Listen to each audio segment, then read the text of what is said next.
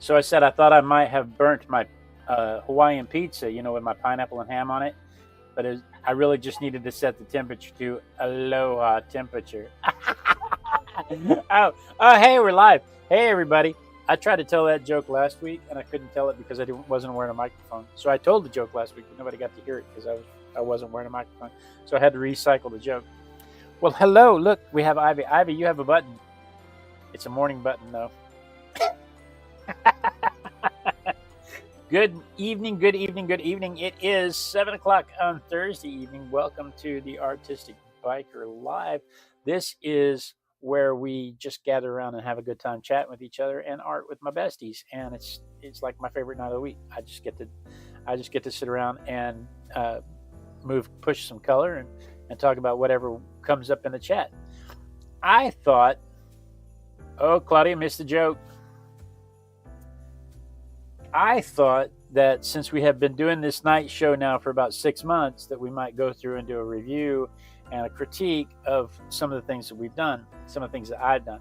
And I did put out in the description, if you'd like to participate in the critique, go ahead and send us the works. And on the works you want critiqued, put critique in the subject line, because I'm not going to critique it if you don't want to critique. And it's a friendly critique. This is all, we're looking for ways to improve. This is not a, you suck, you should never pick up a paintbrush again, because I get enough of that up inside my head, so we're not going to do that anymore. Or I really don't have, you know what, I honestly haven't had that problem in years. I haven't had that problem. That's funny. That's good. That's fantastic. All right, so what I wanted to do tonight is just go through some of the paintings and let's talk about, let you guys talk about what you liked, what you didn't like. Help me get better, because that's part of the process too, is growing. So first things first, I got to get to the right camera.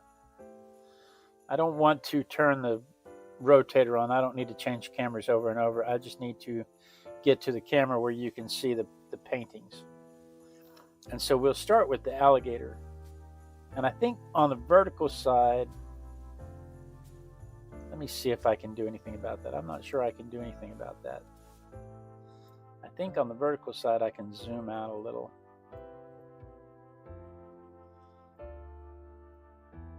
That'll let the vertical people see the majority of the painting. Give me just a second. I know this is riveting entertainment on the horizontal side, because you can't see at all what I'm doing. But hopefully on the vertical side, they can at least see the center of the painting. So this was an alligator. This was the first one we did this year. Rick says you can always critique me if you want to. I'll try not to cry too loud. Oh yeah, you promise not to cry. That's the important thing, is you have to promise not to cry. So here's my alligator. And my first thing is I feel like it's out of focus. I feel like the edges could have been a lot sharper. And my problem is that I am a fan of this, doing work like this. This is my favorite kind of work to do, this illustrative stuff where it's ink and wash. This is my favorite work to do. And we did an alligator, this alligator and this alligator on the same night. And I'm so used to doing this that I have a hard time finding the edges on this. And so that's my first critique. I think the second thing that I would say is that the background colors don't contrast the foreground colors very well. I don't feel like the animal is separated enough from the background. But I probably could have achieved that same thing just by finding those edges a little better. Because in reality, those are the colors they are. The alligator is that color and the background is that color. So what do? And the problem is with this critique, with this public critique, with you guys participating, is there's a lag. And so by the time you guys have seen what I'm trying to show you, we've moved on to the next thing. So maybe I should do the illustration first. I don't know.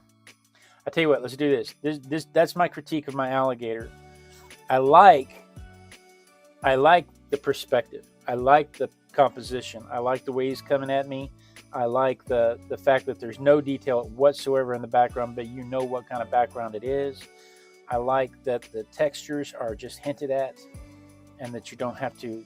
It's very, very minimalistic on the textures and the brush strokes. I just wish that I had found the edges just a little cleaner.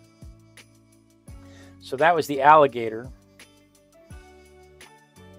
and then next we had a cicada. And I feel like this one was a whole lot better. everything that I disliked about this one really worked out on this one. Rick says, I really like it. Got nothing to help you get any better. Claudia doesn't like his back right leg. His back right leg is this one. Claudia said she didn't like she didn't get his right back leg. So he's crawling. He's got this leg tucked and he's got this leg stretched out, reaching for more, or vice versa. But yeah, I think finding the edges would have been a whole lot easier to understand what was going on there. I agree with you on that one, Claudia. That leg over here, either way, you've got an issue either way. See, I think this is tail. And I think that leg is just right there. His front leg is bent back, and his back leg is kind of scrunched forward. And then on this side, he's stretched out. So his front leg is forward, and his back leg is back. And on this side, they're back together. So I can see what I'm trying to do. I just feel like the execution just wasn't quite there. Anyway, so I think everything I didn't like about that I solved on this one. Nice crisp edges. Nice crisp edges. Found everything like I was supposed to. Hint at texture on the wing. Hint at texture on the body of the cicada. The background. You have no doubt that what the background is. It's a leafy background out of focus. You have no doubt that he's on a stick. There's no doubt. But I feel like I might have gone a bit too far with the outlines, because I took that fine liner brush and I made the outlines. It looks like a pen and ink drawing. It looks like the way I would have illustrated it on a page. Pamela on the alligator said, I like the perspective. I also like the perspective. The only critique I have is your drawings are so good, but then when you paint, you lose some of the detail that you had gets lost. I would like to see you slow down. And that is also a problem I have, a struggle I have, because I paint so quickly in the mornings. My practice is so quick in the mornings, and I'm so used to just having just a few minutes here and there to do it, that when I actually sit down to paint, I don't take my time. You're absolutely right. And when I do take my time, it's obvious I've taken my time. There's times when I feel like I get a whole lot of detail just right, going from this to this, and this is what I love. This is what I did to try to this is what I did to get the experience and the practice and the feel for it, because I don't do this often enough. But this is what I love, and I think it's obvious when you look at the two of them.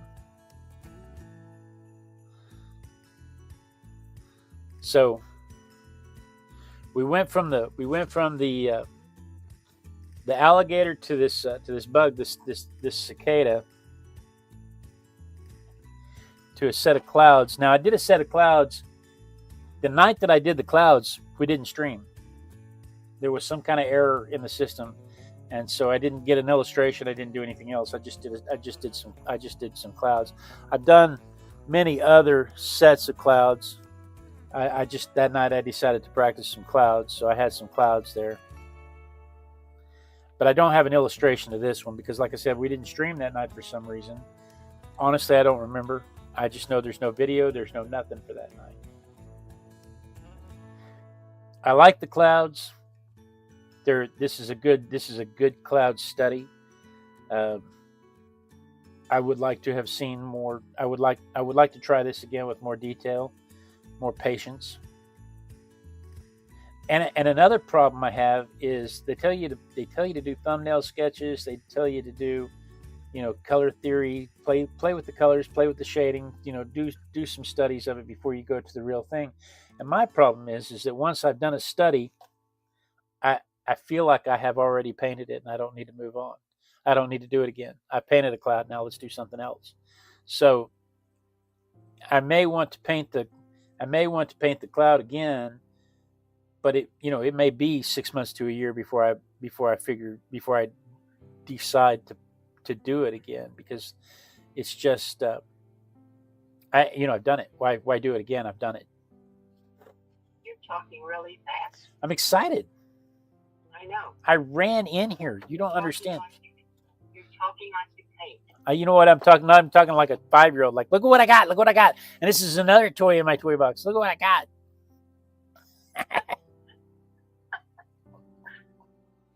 All right, I'm going to slow down. I'm going to move these clouds aside. Then we had a drag. Oh, don't be. I want to move you to Manning. It's just flipping. Don't be that way. Okay, so we had a dragonfly then, and like just like on the bug, on the cicada that I did earlier. This I feel like this one was well executed. I think this one would make a great T-shirt. I think this one would make a great print. You can see where I got a little sloppy. I got a little sloppy with the edges over here, but from the 3, you're not supposed to look at art a foot away. You're supposed to look at art from 3 feet away, and from 3 feet away, this thing is beautiful.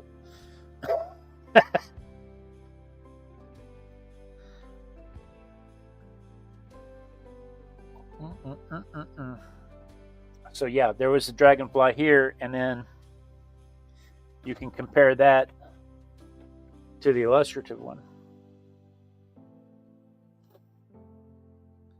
And I think both are fairly well executed.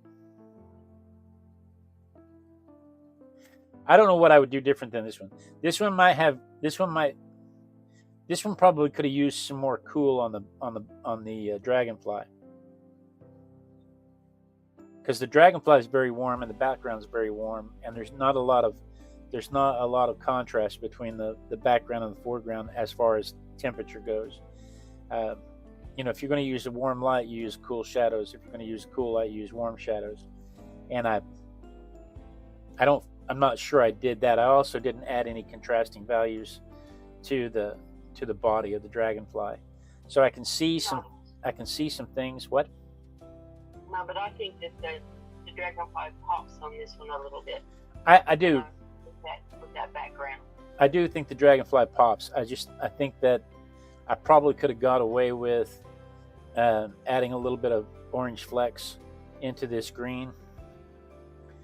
I probably could have got away with making this more of a blue. I don't know. I like it though. I really do. I'm having a hard time critiquing it because I do like it. I can see where I got a little sloppy, and but I don't think that hurts it, because again, at 3 feet away, it looks good.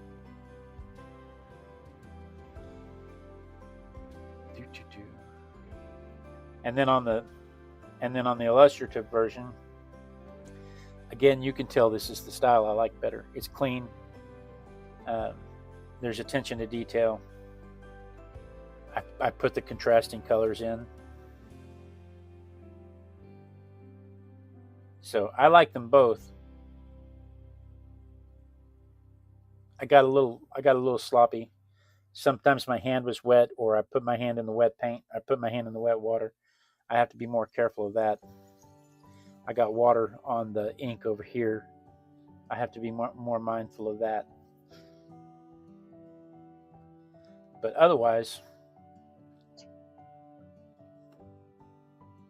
I think I like this execution. I think this execution is a good job. Overall a good job. Emma says she thinks it's valuable to paint multiple types of whatever. I think so too. I think it gives She you. likes both of these. I think it gives you insight into if you only ever do one thing, how do you know whether or not you like anything else? And how do you learn something new to incorporate into your one thing? Yeah, Ivy's in the chat going upper left to lower right. Exactly. Start over here and come this way. But that's not what happened. What happened here is I dripped paint.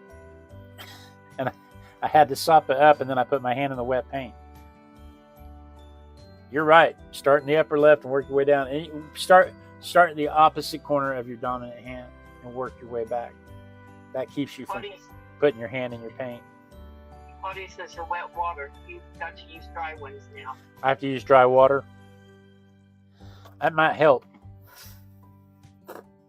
Then we went from the dragonfly to some Edelweiss. Edelweiss, Edelweiss. I'm not sure where the top of this is. I think this is the top. Little star-shaped flowers. This is one of those where I wish I'd have found the edges a little better, but I do like the playfulness of it. But like in here, I think I could have done a better job of finding the edges.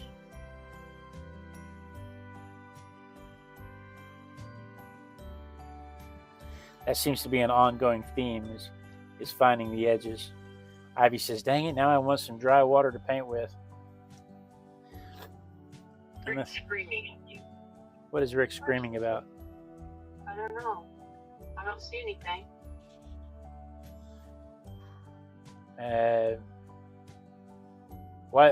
What is Rick screaming about, Pamela? Dry water? You've got Mia on vertical. Hi, Mia.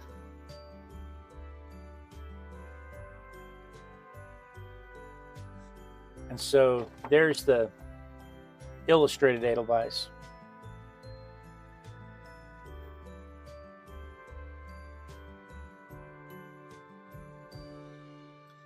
Ivy says she hasn't painted all week.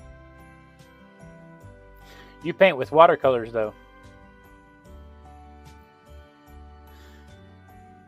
Pam says, Isidel, 8 of us. Oh, the song.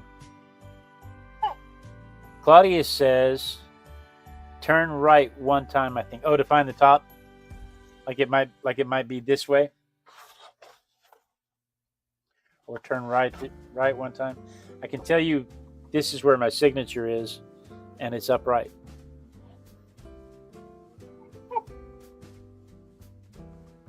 So, but on this one,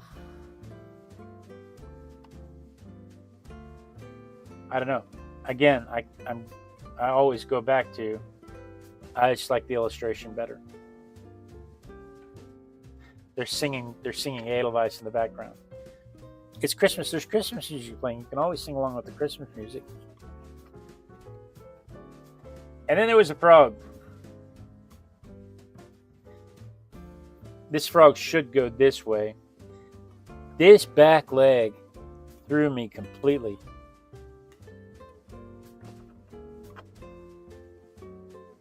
Claudia likes the dark blue up higher. This back leg completely threw me. When I looked at this picture, I understood what was going on with the reference photo. But when I put it on paper, for some reason, I could not make it make sense. I knew what it was supposed to be, but right now it looks like he's got a shark fin sticking out of him. It just does not read like a back leg. I know what it was supposed to be. And I can see that it affected everything else I did, because everything I did was to try to distinguish the light and dark here. And if I lightened it here, then I had to darken it here, and if I darkened it here, then I had to darken it here. So I can see how this mistake moved into this to get the shading. because I was trying to get this shading to match this shading and leave this highlight with this highlight and these highlights. And in so doing, because I had to keep going darker here, I had to keep going darker here, and it seems to have just completely gotten out of hand over there. I do like the color scheme. I wish he'd been a red-eyed frog.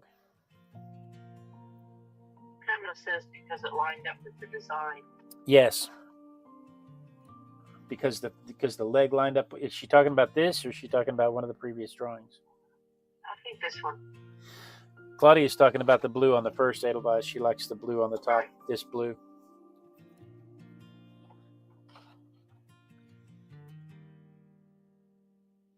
So then I did this frog. And again, I think it's obvious which technique I like better.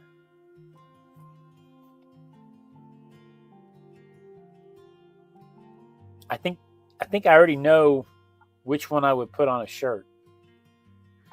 Some of these, the dragonfly and the cicada, I might put either one of those on a shirt. But this, did we do that guide this morning? We did one of these this morning. Yes, we did. Where is that? That's right here.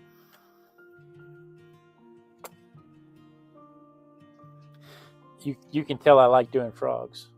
I just love you. You can tell I like doing frogs. There's a lot of vermilion in this one, Pamela. But on this one, if I were going to critique this one, I tell you, it's difficult because I like the composition. I like the colors. There's a lot I like about this one. Kirby, Claudia. There's a lot of like about this one.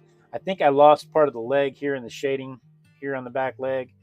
I think I lost some of the shape of the nose. I probably should slow down and get better shape on the nose.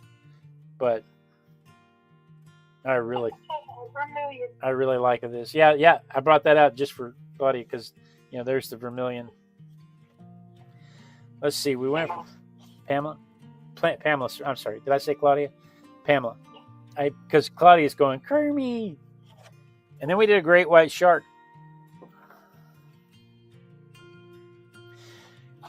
Claudia says his right eye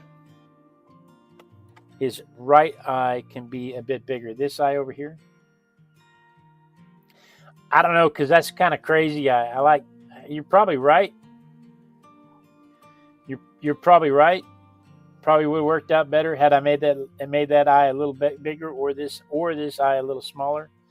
But to me, this is crazy eye. He's kind of has his head cocked a little to the side, but his nose doesn't reflect that, which is what I was saying a while ago. I probably could have spent more time getting his face right. But you're right. Those eyes could have been in better perspective with each other. And then we went to a great white shark. Now, I like these kinds of paintings. I like it like this. I like it with the lost edges because it's underwater. It gives you the feel that you're underwater. I just like these kinds of paintings. I feel like if I'm not careful, my daughter is going to steal this painting. I think the only reason that I still have it is she's unaware of it. But I like this one. If I were going to critique this one at all, I would say it's that I should have a few more lost edges through here. This should retreat into the background.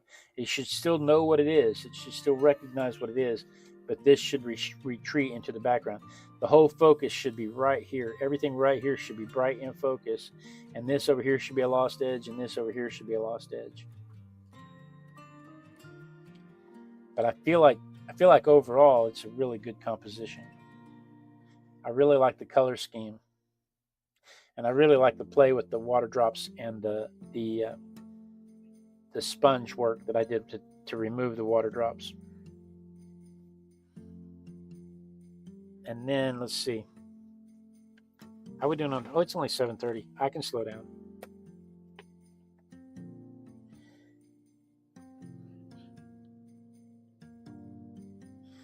Hello, my name's Bruce. This instance, I enjoyed doing this. I think this is cute as can be, but I like that one better. I had more fun doing this one. And again, this is the style that I love to do, but I actually like this one better. Pamela says, I think the only thing that should be more lost is the far fin. This one, or this one, or this one. You probably mean this one. Yeah, the shading got away from me too. This line should have been very well defined, because it went from a stark white to a very dull gray, and that line should have been very well defined. So I've got some found lines that should be more obvious, and I've got some lost lines that didn't get lost so well. But in this instance, I like this painting better than I like this illustration. And don't get me wrong, I like this illustration. I had fun doing it. I like the perspective. I like the view. I like the composition.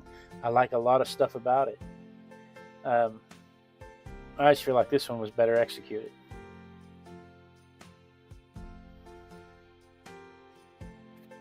That doesn't happen often. Usually it's the illustration that blows me away.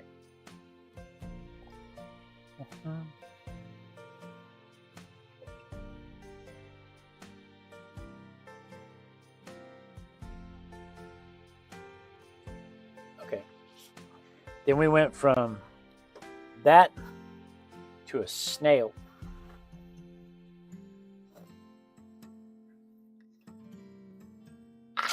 This one, you know, it kind of grows on you.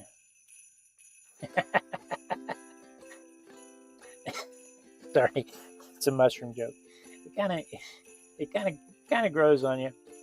I like the colors. I like the play. I feel like there's something about it that just doesn't quite work for me, and I can't put my finger on it. Maybe you can help me with it. There's just something there. Maybe it's because I went too dark through here, or too dark right here. Maybe this doesn't stand out enough from the background. I'm not sure. I don't like the mushroom. Okay. I think it detracts from the snail. You think the mushroom detracts from the snail? Like the mushroom should have been duller so the snail could be brighter. Right. Or it shouldn't have been a mushroom at all. Right. In my non-autistic ability. Right. Claudia says something in the mushroom seems 2D. Yeah. The mushroom doesn't quite build the shape. And the snail's not quite there either. But I do like the composition, and I do like the color scheme. But if I were going to do it again, I think I would focus more on adding depth, adding some contrasting values to make the things pop. Like this is a lot of ochre through here. This should have had some lavender in it. Yeah, and I agree with Pamela. She thinks you should have more shadow under the snail. Something on the mushroom. You can see there was shadow, but it got washed away. Something on the mushroom to show that the snail it's not just pasted on top of the mushroom. That the snail actually has. Yeah, Adi says it's too green under the mushroom, and peach just a tad too much. Right here. I get that too. But yeah, and again, this is a lot of ochre. It should have had more. It should have had some lavender in it. This is a lot of vermilion. It should have had some blue in it. The white dots don't really play off well, and the shadow of the snail is lost. But as far as kind of a psychedelic swirl of colors, it's a nice swirl of colors. It was a fun time painting it. Did I do an illustration? The next illustration in this book is not a snail. I'm sure that I did an illustration. Let's figure out where it was. I have to move my book away from the camera because this book has things that will get my channel demonetized. And will make my friends go, they gasp. I can't believe that you would draw such things. Yes, you can. Was it this one? Emma says the backside of the cream should be darker, but she still really likes it.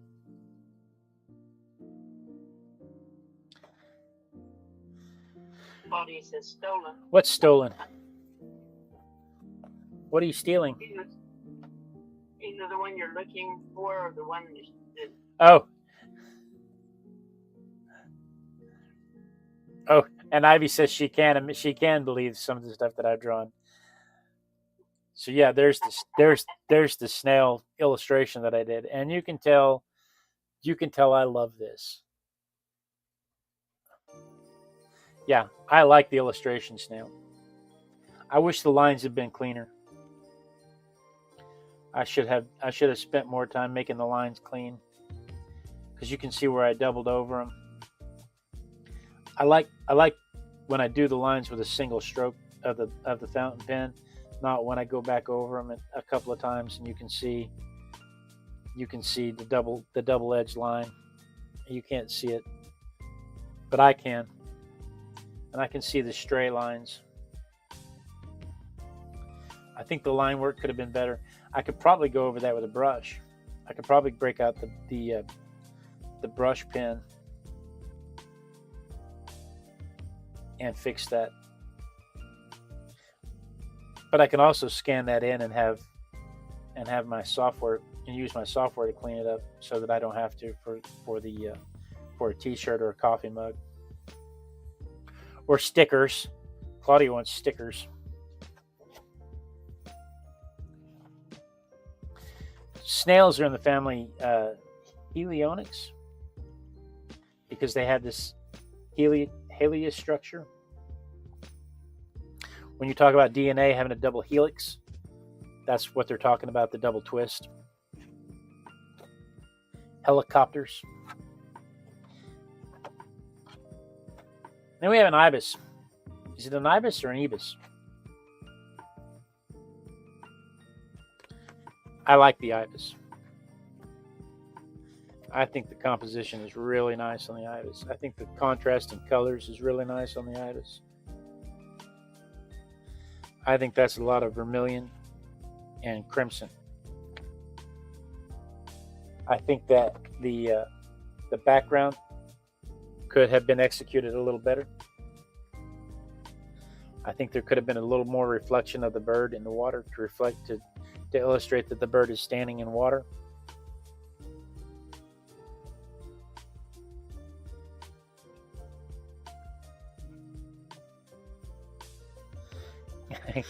Glad he said never too much vermilion.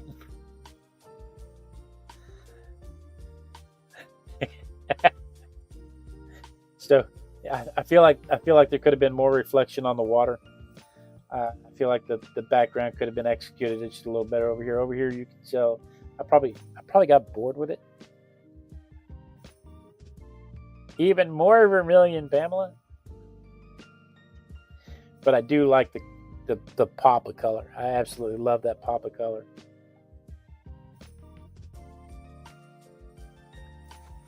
And then this was the illustration.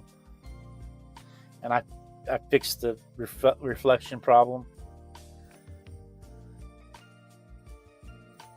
I fixed the background problem.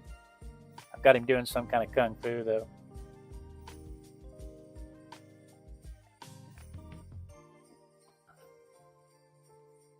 I feel like the lines could have been cleaner here.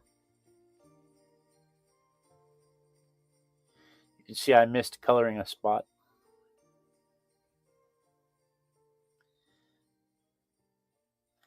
But I like this one better.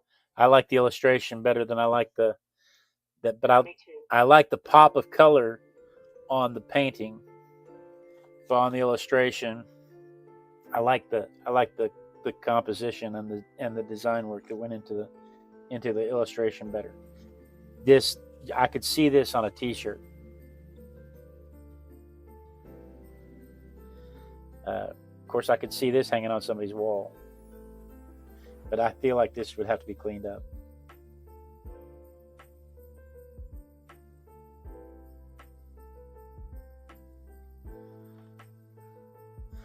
Ivy says, "Oh no, you missed a spot. 20 lashes with a wet noodle." Just 20? What do I have to do to get more?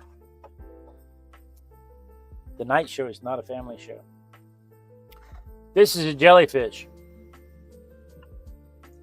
You can't tell that unless you know it's a jellyfish. If you know it's a jellyfish, you can find the jellyfish. And I don't like that you can't tell it's a jellyfish. Lots of the jellyfish got lost. I still like the pop of color.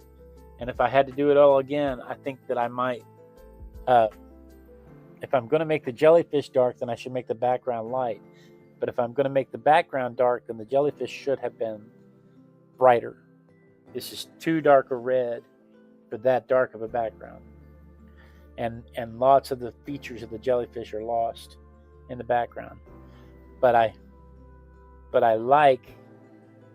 like the pop of color. I like the burst of flames in the jellyfish.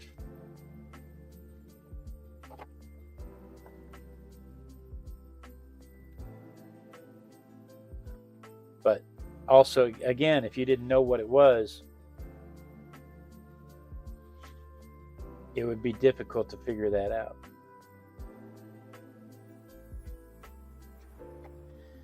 And then there's the illustration.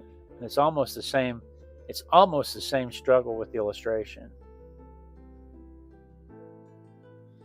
It's hard to paint living balls of snot and make them look like living balls of snot. And because neither one of these, I feel like neither one of these were really successful, it makes me want to do it again. I don't feel like I've done a successful jellyfish yet. I can draw them, but once you start painting them, they start losing something.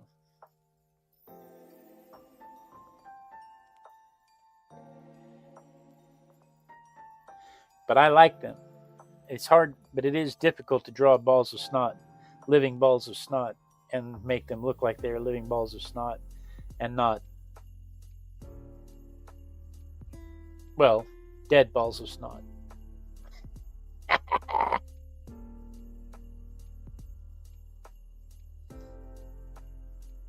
All right, and then we went to a baby bunny called a kit. Now I like this one. I do like this one. I think it's got just the right texture on the. Pamela says, I think the lift out technique might work better for jellyfish or snot. Probably so. I'm going to have to try that for jellyfish or snot. I'm going to have to try the lift out technique. But on our kit here, if I were going to criticize anything, I would say that the hairs are just a little too thick.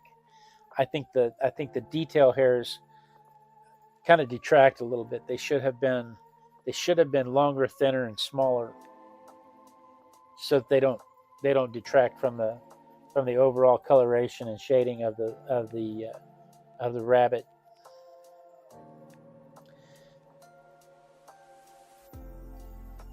Well, Claudia, it's a baby bunny though. It's called a kit, and it's a baby bunny, and they have tiny ears. But what might have made more sense is if the ears were the same size. This ear is supposed to be coming at you a little bit, and that ear is supposed to be more up, and I made it look more like the classic Playboy pose of ears. But if the ears had been the same size, if this ear had been the same size, it absolutely would have been the Playboy bunny ears. But it would have made more. It would have read more correctly. I think it would have read more correctly. But also, his head is turned almost perfect profile, because we can just see the one nostril, the one flat of his nose. That means this ear should have been further back in line with this ear, not further ahead.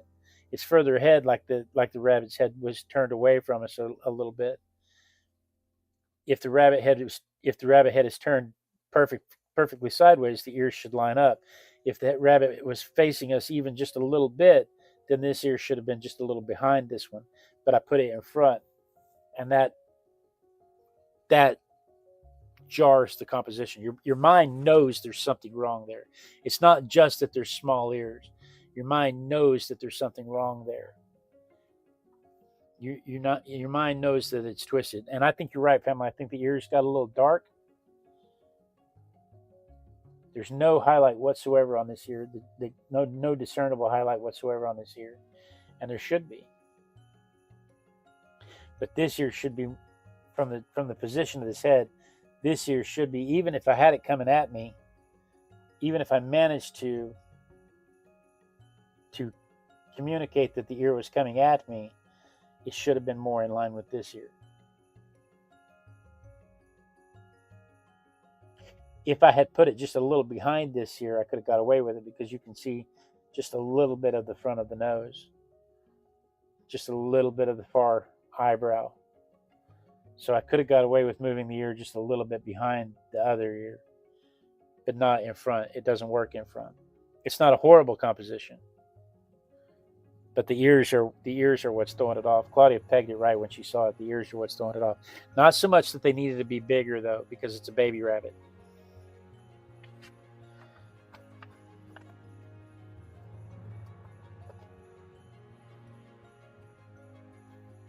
This one, I have the rabbit looking away from us.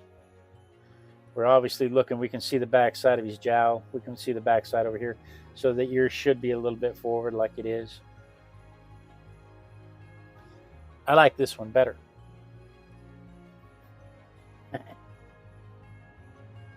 Claudia says it still looks cuddly.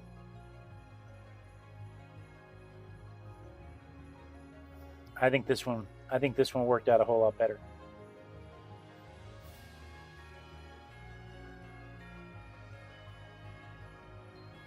Pamela says, I have a picture of a baby in profile, and you're completely right about the ears, but it is an effective bunny.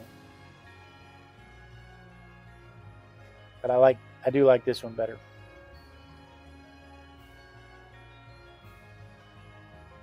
If I were going to critique this one, which is what we're here to do, I think the daisy could have been communicated a little better. It's not easy to tell that this is a baby rabbit. The ears probably could have been smaller on this one. But if you make the ears too small, then it quits looking like a rabbit and it starts looking like a hamster. This looks like an older rabbit. Exactly. It doesn't look like a baby. And the point of these two, they were supposed to be baby rabbits. They were supposed to be kids. Yeah. This one has attitude. Yeah. I might have added some. I probably should have added some contrast to the background. This is a nice lavender background. I probably could have come in there with some lemon yellow drops, like boba, because it looks like a lot of blank space. And I probably could have put some lemon yellow drops like boba, just to break up that space. But as far as the rabbit himself goes, if you just zoom in on the rabbit, I dig the rabbit. Very Watership Down. Exactly. And we have a lobster. Vermilion.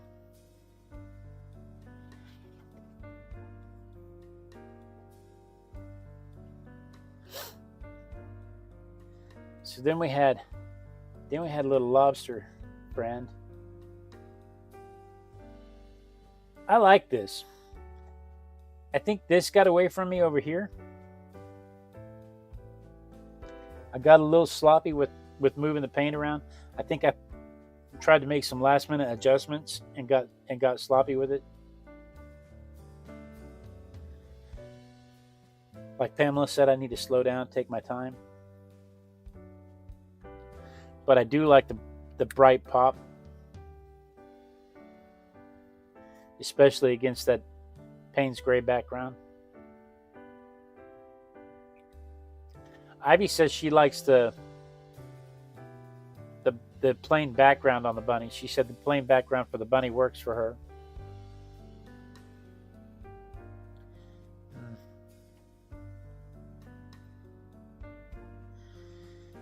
Claudia says she loves the lobster.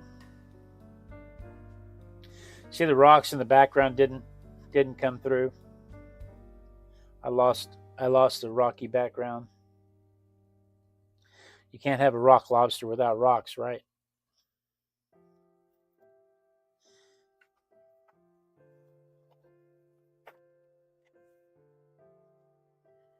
But the coloration is, I think the coloration is good. And you can see by adding the purple and blue into the vermilion and scarlet and yellow, you can see how that made it pop out. It's hard to get the camera on there. The lighting is not all that. My lighting is not designed for this. I'm going to have to get a different light for this if I'm going to continue to do stuff like this. But it's difficult for you to see how it pops because of the contrasting colors.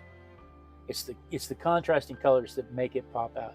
If you don't have that, you just have a big blob of orange out there. It doesn't make any sense. Ivy says it's the lavender reflected on the shoulder that she likes. Are you still talking about the rabbit or the lobster? Oh, you're still talking about the rabbit.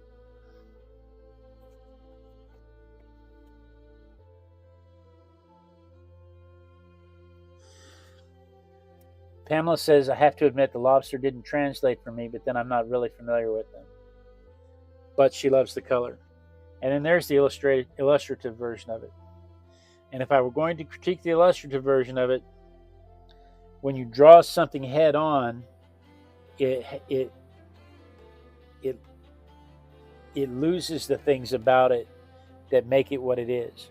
So like if you draw a butterfly and you draw a butterfly head on, all you see is a stick. How do I illustrate that? How do I show that better? If you draw If you draw a butterfly head on, all you see is a stick. It doesn't look like a butterfly. You have to turn the butterfly a little bit one way or the other to see the patterns on the wings to give you the sensation that it's a butterfly. If you draw a lobster head on, you could just be drawing a bug with claws. It doesn't necessarily have to be a lobster at this point. So I should have either altered the position of the lobster, or I should have paid more attention to the detail within here that would have given you all of the features that are lost. So between the two of them, I had more fun doing this one, but I like that one. You like that plug? That was a nice plug, wasn't it, Ivy? That was a nice plug. That's smooth. That's smooth. We call that product placement in the business. Okay, and then we had a monarch butterfly.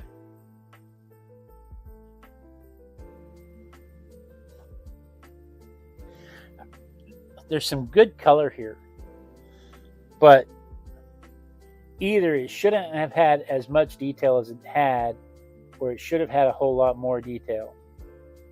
Pamela says this book is available on Amazon.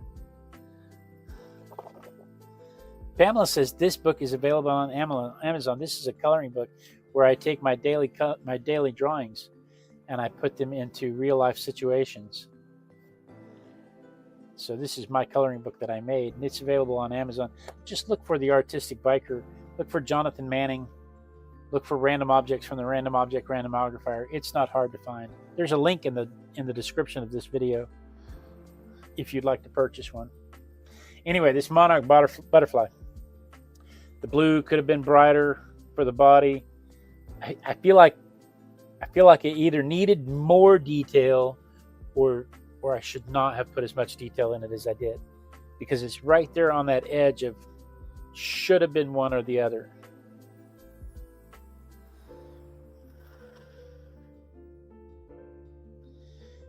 Ivy's going to color in my coloring book tomorrow, and she's going to do it using her coloring swatches instruction manual, so she can show how to use the color swatching color manual to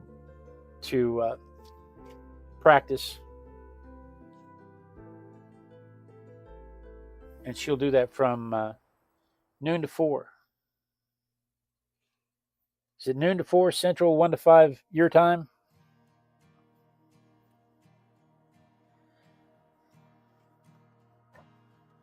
And then here's the illustrated version. Yeah. Like I said, it should have either had more detail or it should have had less detail. It's right on that edge where it should have gone one way or the other. I agree. The background's a bit distracting. Right. It's kind of the same busyness as the butterfly. Yeah. Background's just a little distracting. And then you throw in the illustration. And I feel like the illustration worked better. I still had some struggle with double lines. I feel like the inking could have been cleaner. But I can clean that up. I can still clean that up. I could take an ink brush to it and clean that up. Oh, gee, I love this one.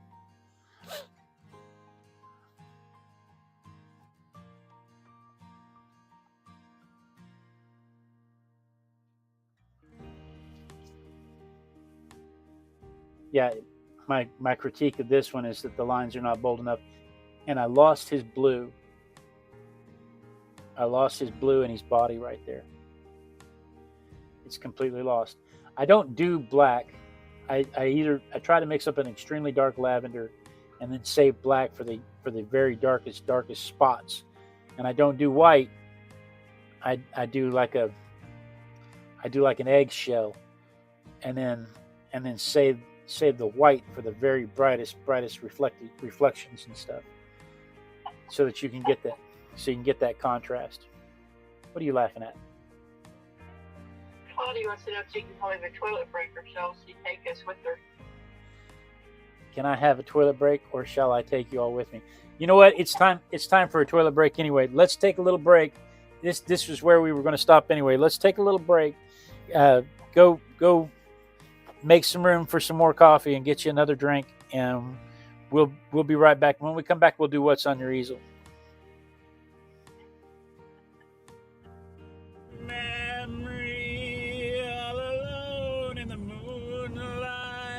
I can smile at the old days. I was beautiful then. I remember a time I knew what happiness was. Let the memory live again.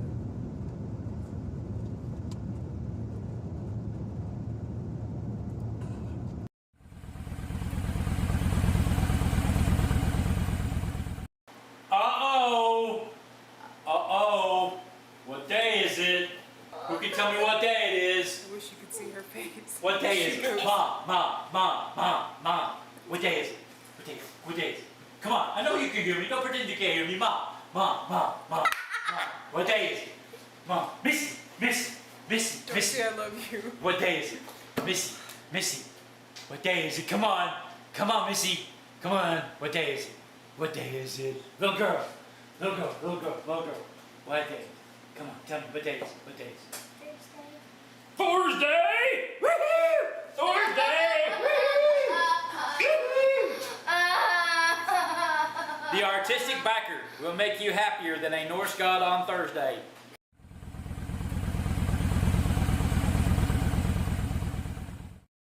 All over Paris, the city wakes to the bells of Notre Dame. The fisherman fishes, the baker man bakes to the bells of Notre Dame. To the big bells as loud as thunder, to the little bells as a song. And some say the soul of the city's the toll of the bells of Notre Dame.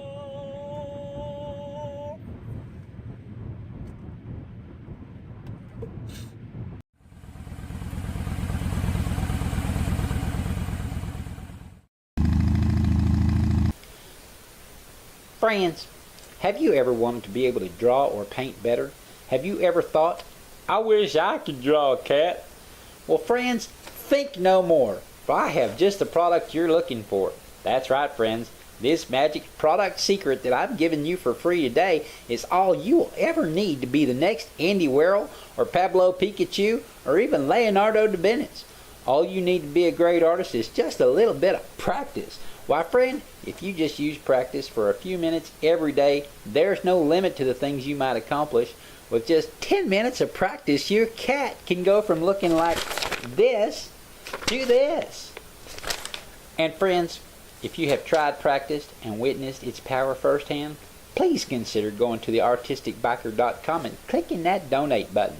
Every penny you donate will go to help someone less fortunate learn about the power of practice. And keep remembering to tune to the Artistic Biker Live every Thursday night from 6 to 8 Central Time at artisticbiker.com/Ustream. That's the letter U, stream.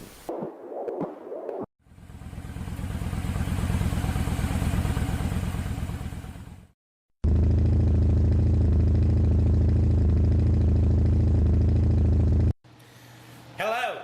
We here at the Artistic Biker Laboratories, our research and development team have been working hard to develop a chemical that once ingested will turn anyone into an amazing artist. Watch while I demonstrate on this lab assistant. Safety first. Take this pill. Oh my. Oh, well, I think that we shall call this a limited success. But until there is a magic pill to make you an amazing artist, just keep practicing and keep watching the Artistic Biker Live on Thursday nights from 6:30 to 8 p.m. Central Time. That's artisticbiker.com/Ustream. That's the letter U, stream.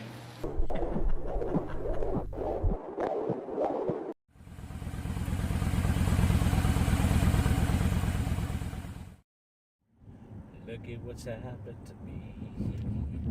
I can't believe it myself. Suddenly I'm up on top of the world.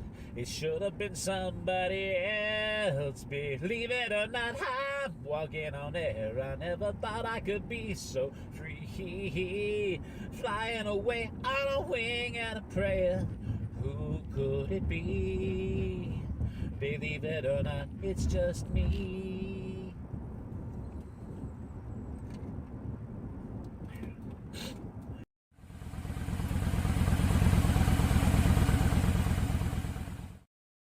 Dig, if you will, the picture of you and I engaged in a kiss. Sweat of the body covers me.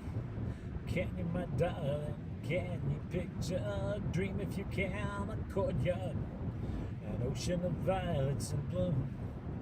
Animals strike curious poses. They feel the heat between me and how can you just leave me standing alone in a world that's so cold? Well, it's so cold. Maybe, oh, my father, you know, NOS always too bold. Well, maybe you're just like my mother. She's never satisfied. Why do we scream? Why? This is what it sounds like when doves cry.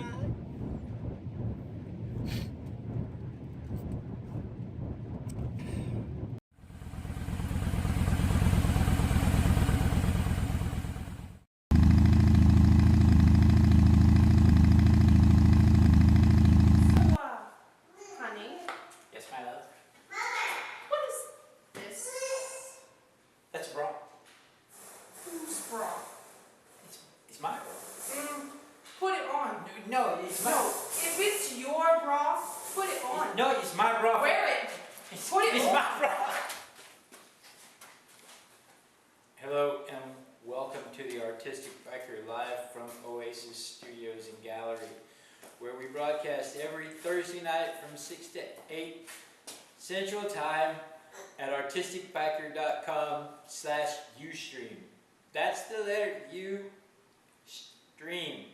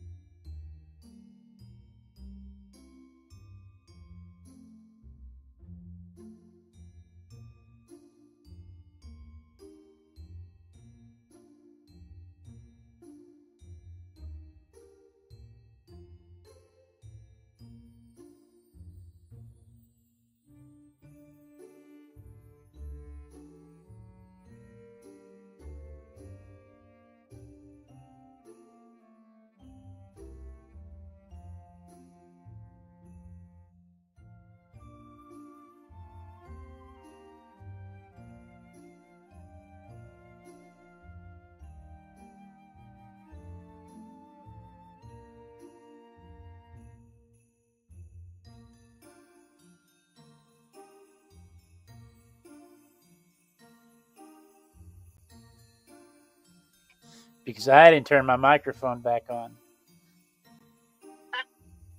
Because I had the microphone turned off when I went to the potty break. So everything I just said is completely lost on y'all. That's okay. It's all lost. You missed out on the whole story. So what I told you about was that bra scene. That everything in that picture is was bought for that scene. I bought the felt for the card table. I bought the poker chips. I bought playing cards with my logo on it. I bought the bras, and the bras came in a set with tiger stripe and zebra stripes. and I bought the poker chips and everything, and I set that strip poker scene up, and I showed my wife the picture, and my wife, it started off, my wife found the bras, and she said, "Why do you have bras?" And I showed her the picture, and she thought, I said, "That's a great shot. It really is a great shot." And then she said, "But wouldn't it have been funny if you'd have been any other man? I probably would have doubted what was going on here." And I said, "That would make a great video." Reverb. Okay, so we were going to stop now and do a little bit of what's on your easel. Let me see what we got. Ivy sent an easel. Ivy sent 2 easels. Pamela, I thought you sent something. I swore you sent something. I've got Rick's frog from this morning. I would have sworn that I saw an email from you about your mother.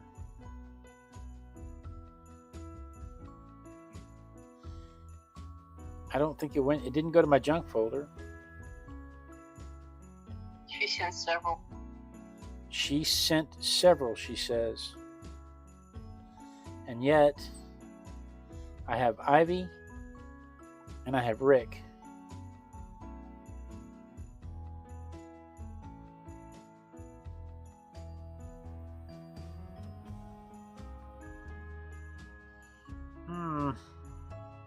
Why do you suppose that is? And I know it's not because I'm talking to you, because Ivy's... there we go. There we go. I got them. They came in just now. Must have taken some time to load. Hopefully, we can see the images. What usually happens is that I can't see the images because the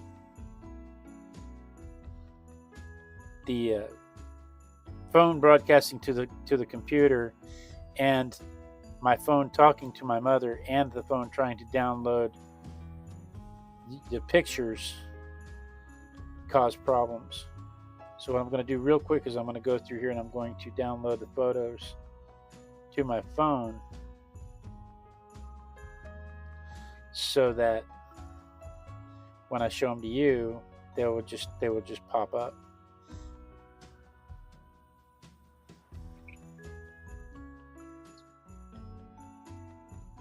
Oh my goodness, what a beautiful cow. What a beautiful frog. Wait till you guys see this. This is fantastic. I couldn't have done this before the show because I just now got them. So give me just a second. Okay. So now I can share my screen. Entire screen. Sharing the screen. And I know that the screen is going to go black. The television, your monitor is going to go black for just a second while I refresh this. So give me just a second. Why? What's going on here? Why? Where is the...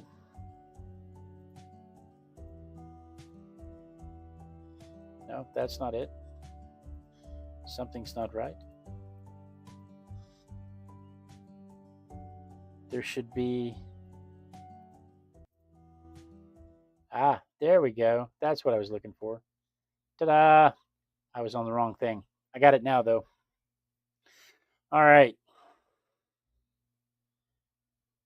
That took too much. That scared me. That took too much energy. Okay, so we'll start with Rick's frog from this morning. Rick and Pamela join me every morning when they can. They join me every morning while I do the artistic biker. And I showed you earlier this one, this little frog that I did this morning. That's the one. That's what I did this morning. And Rick sent this in.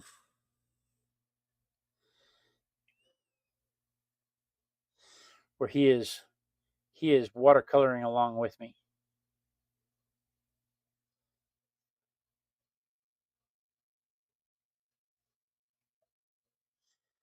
He is watercoloring along with me. So, good job, Rick. Rick doesn't watercolor. What makes that special is this is like Rick's fourth watercolor in his life. He doesn't do that. He's branching out. So, good job, Rick. And then Ivy sends in a Great Silent Stone coloring sheet.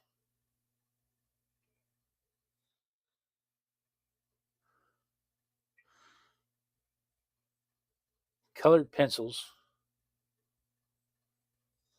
There's no text. There's no context, so I can't tell you anything about it. Like what coloring book it's out of. But it's a nice little abstract. I'm sorry, what did you say? I think it's coloring book with the Sun Adored Mystic in the title. I think. Well, Ivy's watching. Maybe she'll shout out the title of the coloring book. Claudia says she just saw this on her channel.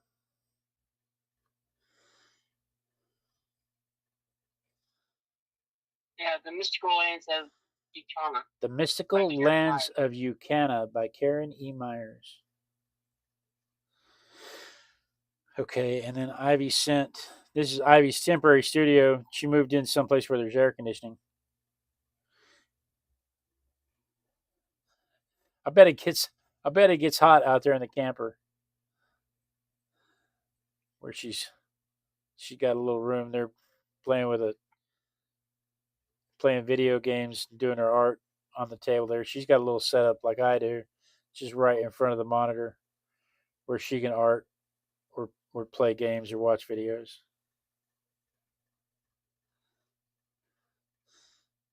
And then Pamela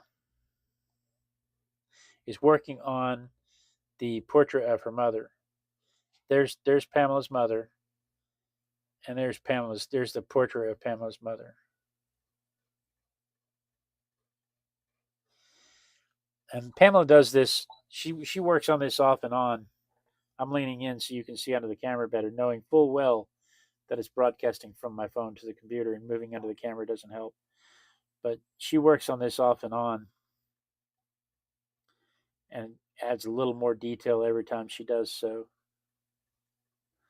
I think she's got the pose down and the smile down. The color in the cheeks is coming along.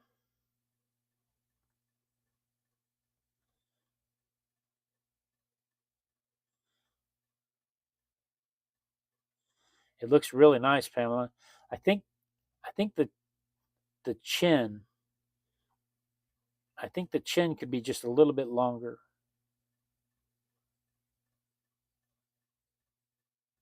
And there's a part in her hair just above the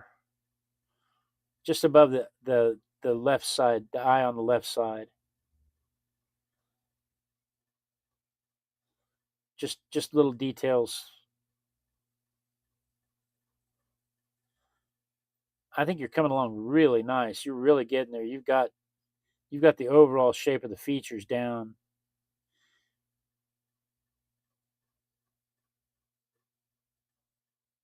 And every time we come back to it, Pamela, it's just a little bit more detail and a little bit more color. And it looks really nice. And then these are called firecrackers, 4x4 posts painted on the 4th, but I decided to make mine different. So they are American Indian styled. I carved an arrowhead stamp because I wanted to put arrowheads on the red one in particular. There may be a few sprinkled on the others. They are decorated with leather and paint.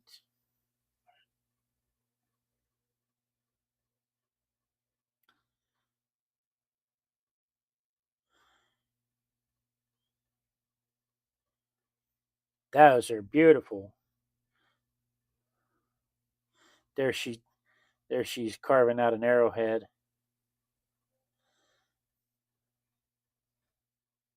Adding some detailed texture to the arrowhead.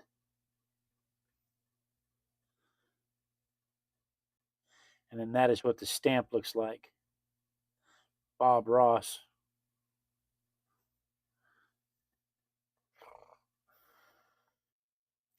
I don't think Bob Ross did that.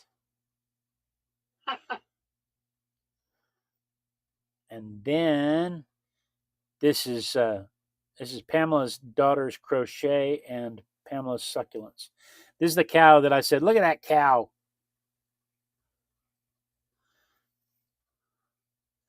Look how cute that guy is.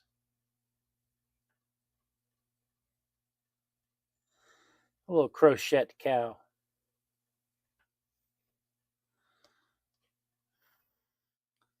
And then here's that frog. I said, look at that frog. That's frog with a PH. Frog. And then here's some succulents. That's your 30-day challenge right now, isn't it? Succulents.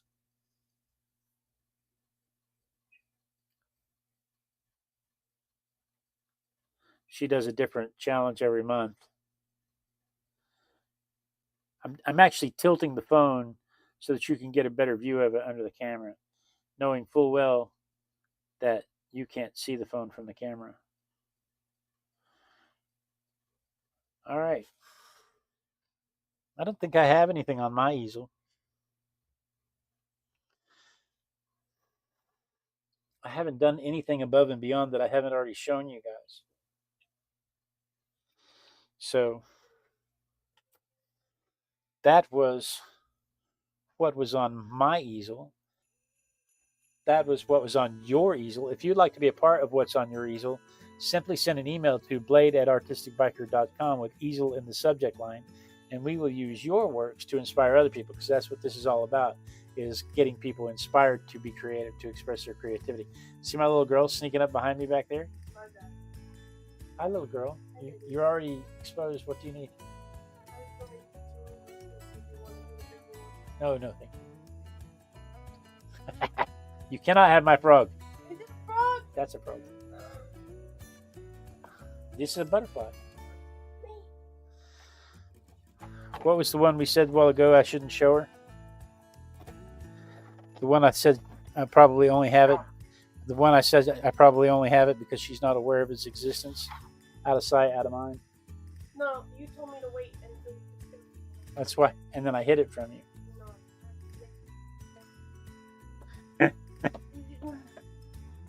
Waiting patiently. Okay. I got my eye on you, sis. All right. So. I think said you went too fast. What did I go too fast on? Listen, Pamela stuff like the succulents and the. Oh. You want to see the succulents again?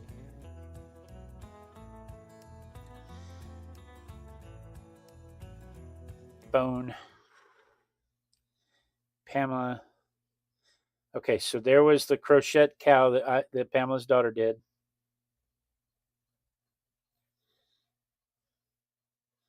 And there was the frog with a PH. And then there is a succulent.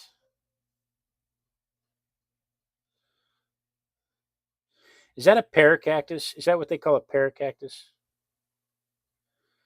That grows the little red pear-shaped fruit.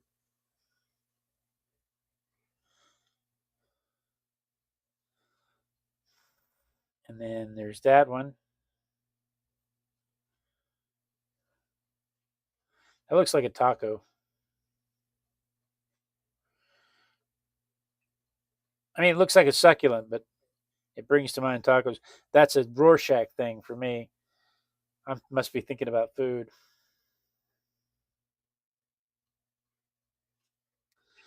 More succulents.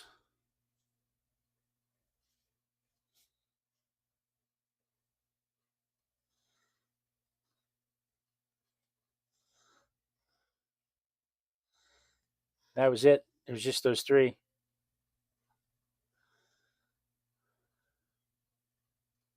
So, again, that's what was on your easel. That's what was on my easel. If you would like to be a part of what's on your easel, simply send an email to blade@artisticbiker.com, and we'll, with the subject line easel, and we'll use your works to inspire other people, because that's what this is all about, is to inspire people to be creative, to express their creativity, give people permission to be creative.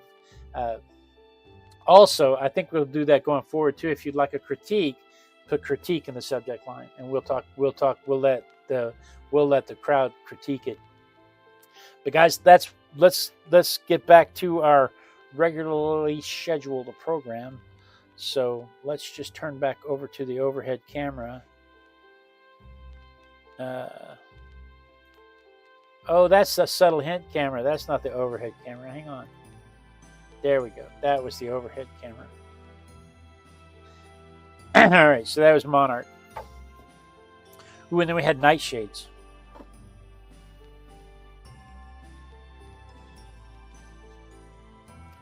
Some purple nightshades. Ivy painted a hen tonight.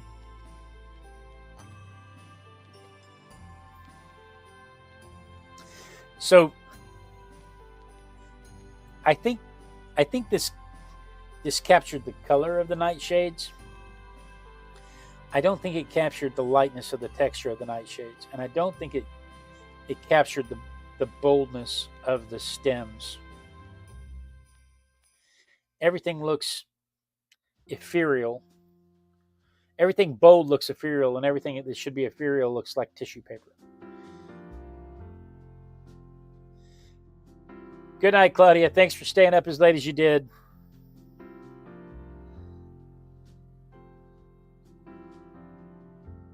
What? Ivy said I'd have painted a rooster, but there's way too many jokes inherent in that one, right? Oh, I go straight to those jokes every time I paint one. That's a good-looking rooster. Everyone likes a big rooster. Anyway, I feel like this is a dark mess right here. I feel like I was trying to put it in the background, and it's just kind of a dark mess back there.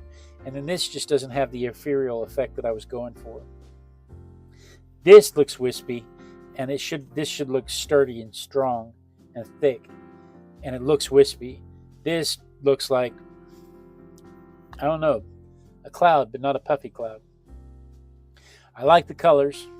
I like the composition. I'd like to try it again, but not anytime soon. Let's see if I can find where I did it in the sketchbook. Again, I have to pull the sketchbook away because there are some inherent rooster jokes in my sketchbook also. So there's the nightshade that I did in the sketchbook. And honestly, I'm not sure I like it much better. And maybe it's the subject. I don't know. I'd like to try it again. I feel like the colors kind of got away from me. There's not enough pop to it. It doesn't. Neither one of them really shoot off the page to me. Neither one of them really look like they're. Neither one of them look T-shirt worthy. This right here down is not horrible. This should have been like this.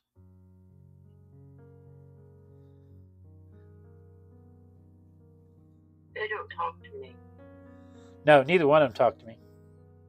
No. But neither one of them would end up on a T-shirt. But this down here is better than this up here. Ivy says her mother has a 6-foot rooster. That's a big rooster, Ivy. I bet she's proud. I bet she's proud of having a big rooster like that. I bet she shows it off all around town. Yeah.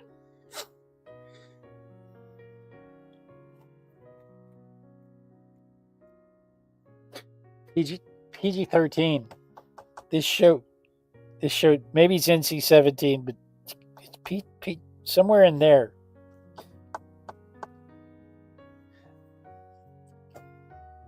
All right, so we have an octopus. And then we have an octopus. I'm not happy with this one at all. There's a lot of vermilion going on here. I'm not happy with this one at all. I wasn't happy the night I did it. I feel like the whole composition is okay. I feel like the color composition is just too monotone. If you squint at it, there's no highlights and shadows. It's all the same. It's all the same tone. And I don't like that. The shadows should be darker. The highlights should be brighter. There should be more contrast between the foreground and the background. There should be more contrast between the light and the dark. There should be more contrast in the coloration. And if I did it again, there'd be a whole lot more splash of color on this all over the place. This, for instance, would probably be yellow through here. And it would blend into the red, and it would end up scarlet on the bottom. And then this would be stark white. Or it would read stark white. And I may have to do this again just to satisfy just to satisfy that need. That's exactly right. That's exactly right, Ivy. Ivy says it needs to be more dramatic. There's not enough teenage angst. You wouldn't look at that and believe that it would swim out in the ocean and touch a boat. Oh, you made me ink. Now I have to figure out where the illustration is. I may have switched books at this point. Dun, dun, dun, dun. You think I would have had all this already prepared? It's not like I didn't have a 10-minute break to switch books.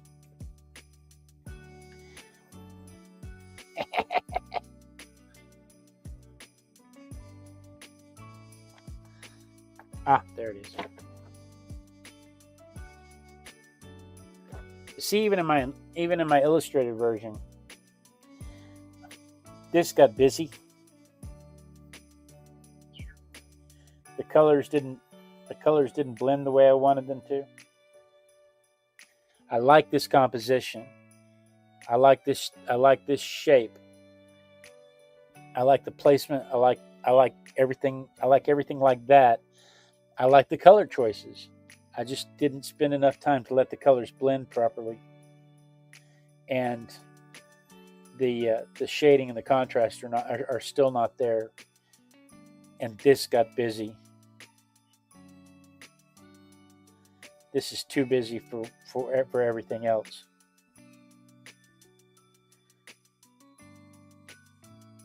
So this is another one where neither one of these would make it to a t-shirt.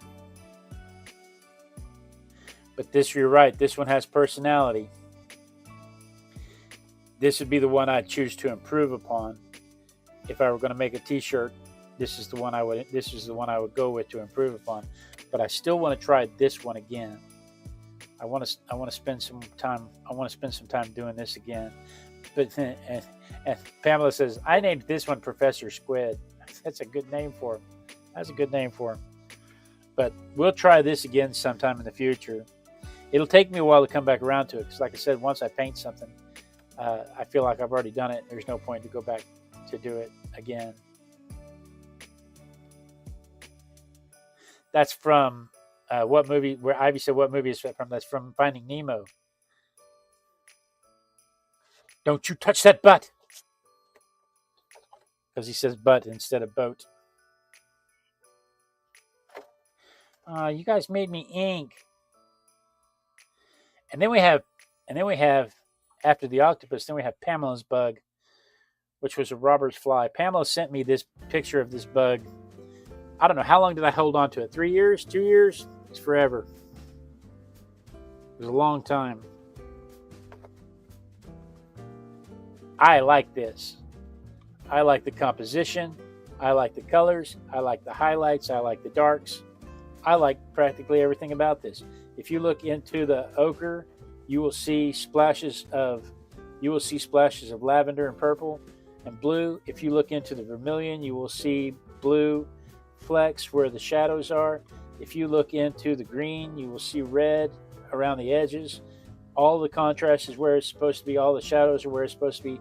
The edges are not overbearing with line work. I like this one. This one could easily end up on a t-shirt. I really, really, really like that one. And I like it better than I like the illustration. The illustration looks like he's late for math class.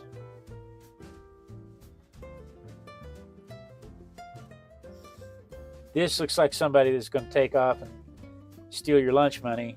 This looks like somebody that is late for math class. I like this one a whole lot better. The composition on this one is nice, but it goes back to that thing where the thing that makes it the bug that it is missing, because we're looking at it from a viewpoint that doesn't show what it's missing. The second one would make a great cartoon. Yes, 3. I don't know what we're saying. I don't know what we're talking about. I don't know how far back in the lag they're laughing at. But this one The second one didn't have the drama. This bug does not have the drama. I do like the eyes. You're right. Ivy likes the eyes. I do like the eyes, and I like the coloration, and I like the color scheme. I just don't like the composition. And it goes back to what I was saying a while ago. If you draw it from this angle, it loses the things that make it what it is in 2 dimensions. It's like if you draw a ballerina with her leg sticking out behind her from head on, she just looks like a one-legged ballerina. You have to turn her a little bit so that you can see the back legs, so that you can see she's not just a one-legged ballerina. Especially if she's leaning forward, then she just looks like the head on top of a leg, and it loses all of the effect. That's what's going on here. The head is blocking out all of the rest of the body of the bug, and you lose all of the bug information. But I really like this one.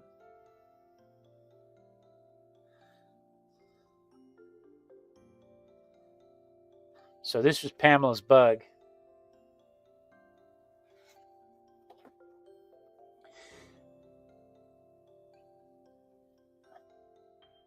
This is a Queen's angelfish. This is a Queen's angelfish. And it's so named because it has this little crown on the top of the head that didn't really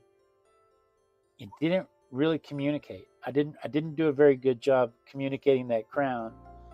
And I feel like the shape of the body was lost in the composition. I love the colors.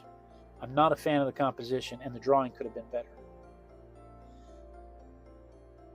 Thank you, Char of Hearts. Beautiful fish. Char of Hearts is over there chatting away. Yes, it's watercolor. I'm sorry. I completely missed that you were chatting over there. Wanted to come say howdy. What's that? Me too. I'm so sorry. I'm so sorry. We've been missing you over there, Char of Hearts. Wanted to come say howdy. Watercolor. Yes, it's all watercolor. The illustration is not as good. You're right. Might look like a strange alien fly, the illustration. Good point. Thank you. Beautiful fish. Didn't know angelfish could be. Yes, this angelfish is a queen angelfish. Again, I like the color. I'm not a fan of this composition. And it's my composition. So it has lost its angelfish shape. And the illustration, at least you got the crown thing back a little bit, but I lost some of the highlights in the crown thing. Again, the color's good, but from this angle, you can't tell that's an angelfish. Char is a friend of Ivy's. Oh yeah, I know Char. I recognize her. She's been to the show before. I didn't see her chatting away over there on the vertical side. So once again, this could be a salmon with clown paint on. The composition is lost because the things that you would identify as an angelfish are missing because you're looking at it from the wrong angle to identify it as an angelfish. I still like the colors. I like the blue background. I like the yellow. I like the contrast. I like the lights and darks. I think the crown could have been better executed, but I think it's all lost on both of them. I think it's all lost on the angle of the fish. I didn't want to just do a profile of the fish, but you almost have to do a profile of fish to capture all of the things that make it an angelfish. So maybe I should have done 2 fish. I could have done 2 different fish from 2 different angles in the same picture, and that might have satisfied the issue I was having.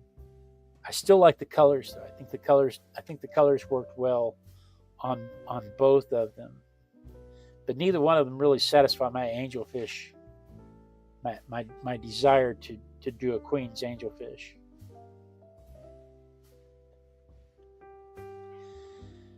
Char says, very interesting point. Never thought about why some artists draw more than one view when they draw the head-on facing. Normally they add another angle if they do the head-on, and that's exactly why, Charles, because from the head-on angle, you really don't have enough information to identify it in 2 dimensions. If you didn't have the information of it coming into the scene and the information of it leaving the scene, so that your brain filled out all of the missing points, you don't have any missing information. When you look at something, the way your brain works, when you look at something, you only see the one spot that's in focus, and your brain fills in all the other information from when you looked at that area before. So at one point you looked at this eye, at another point you looked over here at this tail, and another point you looked here at this fin. And if you didn't, you just did. And so now when you focus on this part of the fin, your brain is filling in the information here. Now take that to a crime scene and you look at something here, and things in the background will show up that your brain will interpret as something else. And that's why 15 people can witness the same crime scene and see completely different facts. All 15 people can be looking from the same exact angle and come away with completely different information. It's because you're not really seeing this. You were looking at this, you're not really seeing this. Your brain is filling in what it saw before. So when you see the ballerina come out across the stage, your brain fills in all the information that it's a ballerina with 2 legs, and she's moving in space, and she's tucked that one leg behind her, so she's not a one-legged ballerina. But if all you ever saw was bloop, and you don't know anything else about it, you don't know that ballerina has another leg. Your brain doesn't have that information to fill in, and so it always looks off to you. Same thing's going on here. It's in a painting. If you don't have something to give you the brain the rest of the information, your brain doesn't know how to interpret it. That's science. I love to talk about that kind of stuff. We normally talk about that kind of stuff on the morning show, though. The morning show is more biology and science and history. Mm-hmm. I like it. Somebody put rum in my coffee. Okay, this is a roly-poly. It's an isopod. This one's actually not a roly-poly. This one's actually a deep-sea isopod. But doesn't he just look mean? I like your T-Rex. I do too. I like the contrast. I feel like the overall part through here might be just a little dark. It might just be. I might have just been a little heavy with the shading, especially right through here, to get the contrast I was going for. I probably could have achieved the same thing with a nice purple, but instead I went with a green. I added green to my Payne's gray. I probably could have got a better shade with purple like I did here.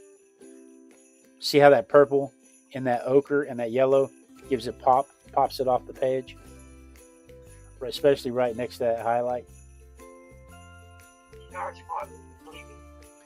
Okay, Shar. Thanks for stopping by. I really appreciate it. And thanks for the nice comments.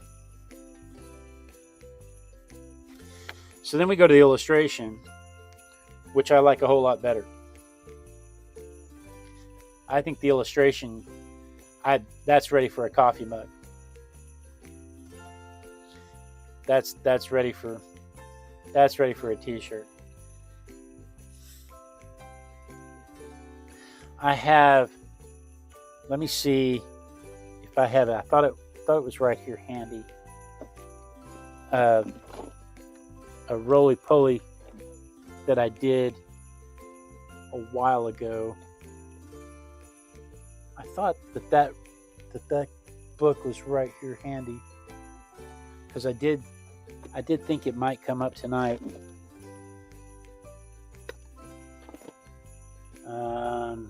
It doesn't look like it.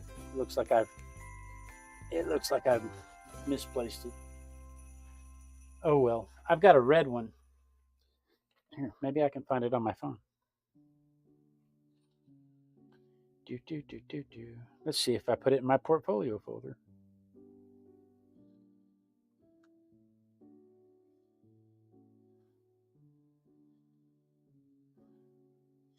I may have put it in my portfolio folder. It doesn't look like I put it in my portfolio folder. Oh well. The red one is balled up, and I thought it would look good on a coffee mug with the phrasing "not before coffee." And then you put this one on the inside of the coffee mug. That's better.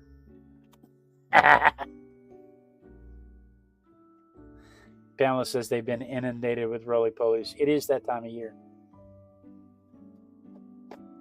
But I like this one better than I like this one.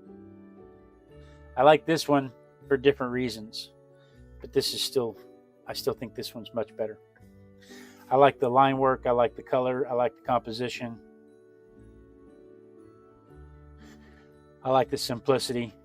I don't feel like the dark is overworked.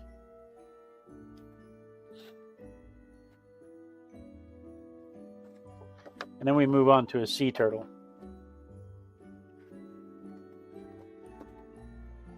We're getting close to the end.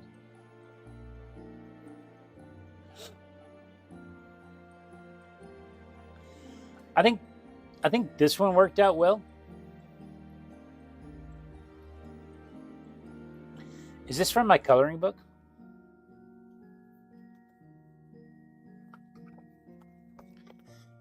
Did I do this one? I don't think my coloring book pages are numbered.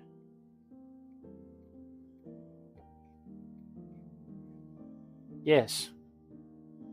This is from my coloring book. So I took that from my coloring book and I traced it onto some watercolor paper, and then I watercolored it. I used some water-soluble carbon paper and transferred the drawing to my turtle, or to my watercolor paper.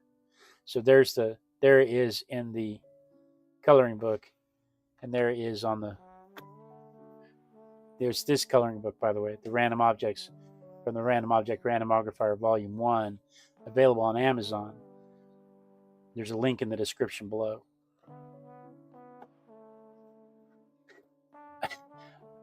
I like this. I like the composition. I like the colors.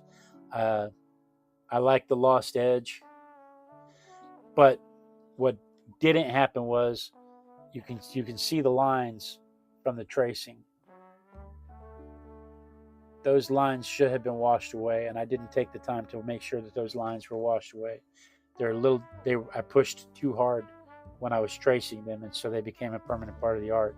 It's not bad, but I feel like it detracts from the artistry. It looks more illustrative, and what I was looking for, not artistry, painterly.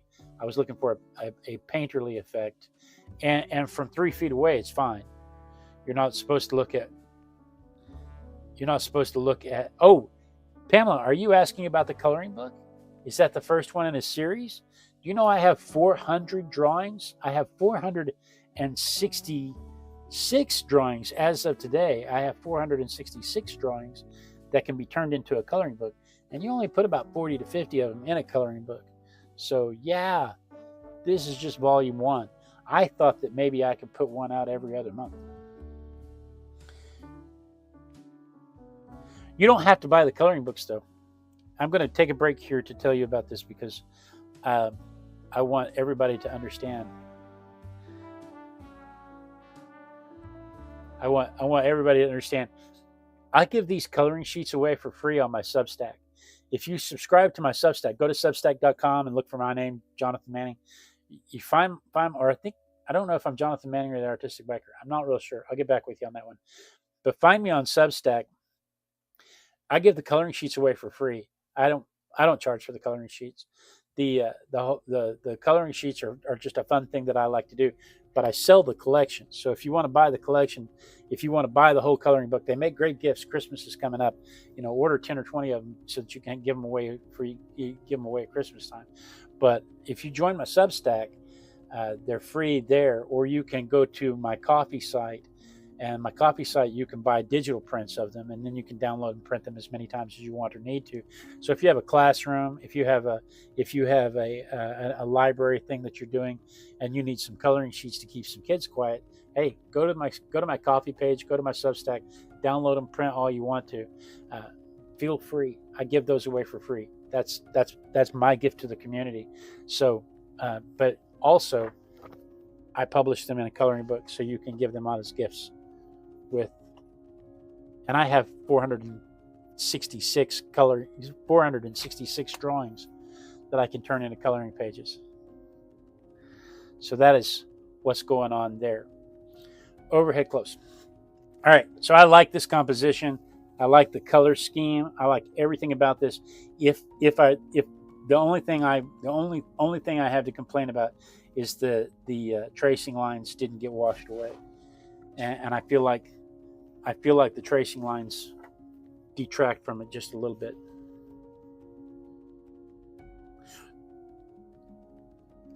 But you can buy the coloring books with the links on the pages that you peeps keep watch along. Yes, the coloring books are in the link below on the description of this video. There's a link for the coloring book on the Amazon page, and then at the bottom of every coloring sheet is a link back to the video where I drew it and I talked about it. Not the live form, but a 5-minute time lapse.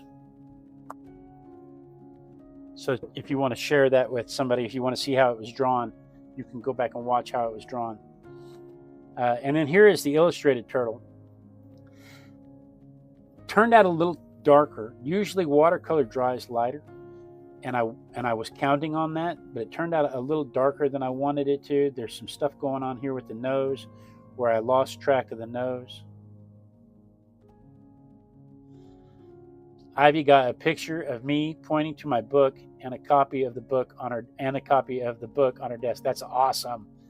That's awesome.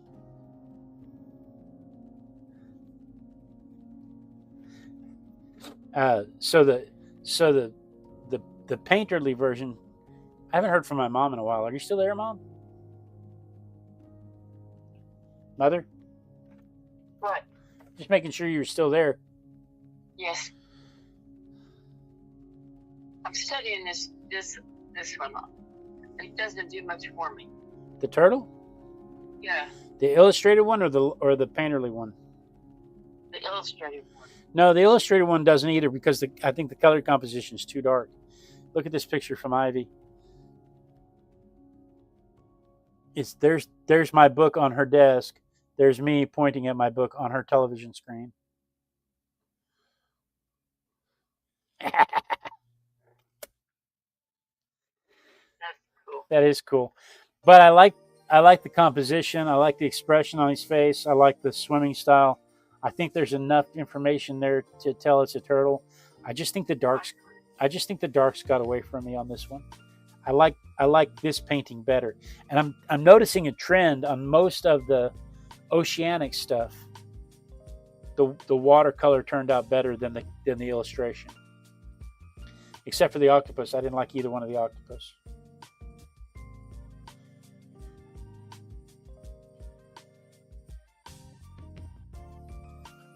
Pamela says she gave my mustache an upgrade on her coloring book. You'll have to send me pictures of it. If you guys color in or on the coloring book, I would love to see pictures of it.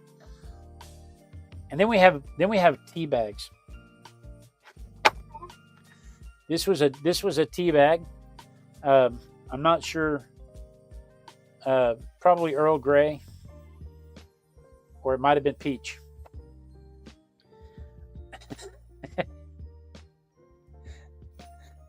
I think I like this. I like this painting. I like the humor in this painting. I like the composition. I like the color. I think I went a little too obvious with the torso. If the torso had been just a little bit more subtle, it would play off. The joke would play off better. But I do like this painting. I think the contrasts are just right. It is a tea bag, Pamela.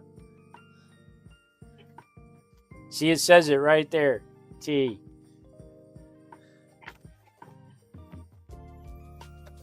then we actually did a tea bag. And between the two of them, I think this one looks more like tea.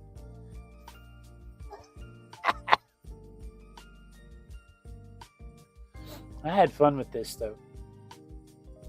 I like the composition of this. I probably should have spent more time making that look like a tea bag. We know it's a tea bag. Our brains are prepared for it to be a tea bag.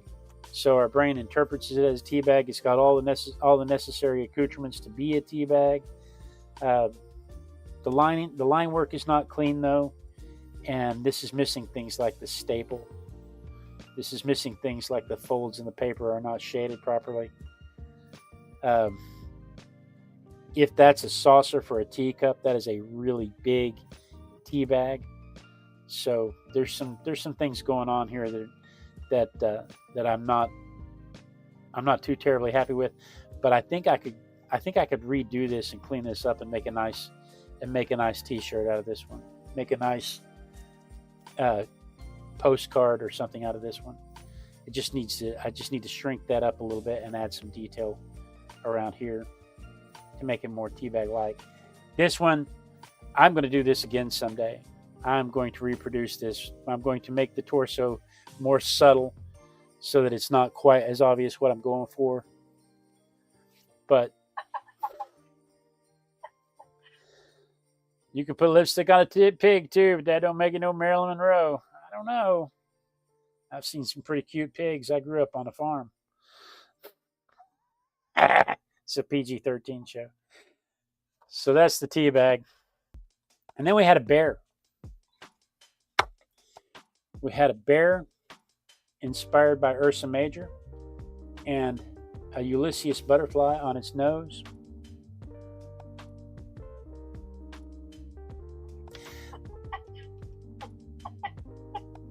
What are you laughing at? Nothing. I like this. I think I love this one. I think this one worked out really well. Look how subtle the trees are in the background. Look at if I did anything different, I would make the black on the Ulysses butterfly not as dramatic. I think it detracts from the bear. I think it overpowers the bear. But I do love this composition, and I like the color scheme. I would make that blue a brighter blue, and make that black not so black. This right here and right here should be the darkest things on the page. Nothing should compete with the bottom wet of that nose and the bottom wet of that eyelid. Nothing should compete with that. And this is competing with that too much. It's too much black over here. So what I'm saying is that I used too much black. I should have used more purple or something instead of black. I should have used something more subtle here so that this black will really stand out.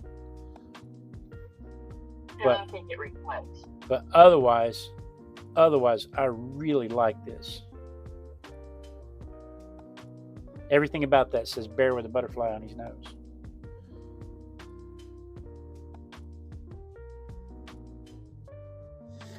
Pamela says, I think you just need a little more highlight in the eye. Maybe. Abby said that they had to bear. Yeah. He was like curious bear. To me, he looks like his eyes closed, like he's smiling, or he's gonna sneeze. He doesn't look like he's looking at the butterfly. He just looks like he's got squinky eyes. Oh, I think he's looking at the butterfly. No, I think this one's looking at the butterfly. Let me see. In the leg. On my leg, it's still showing the tea bag. Squinky eyes.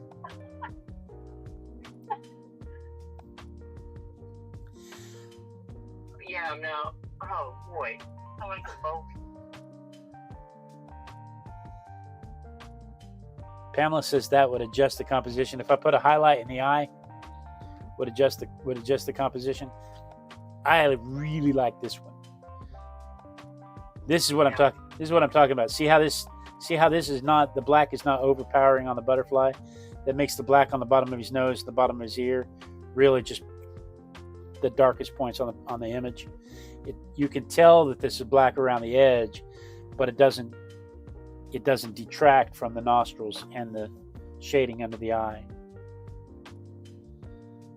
And Pamela says this one seems to have the eyes closed.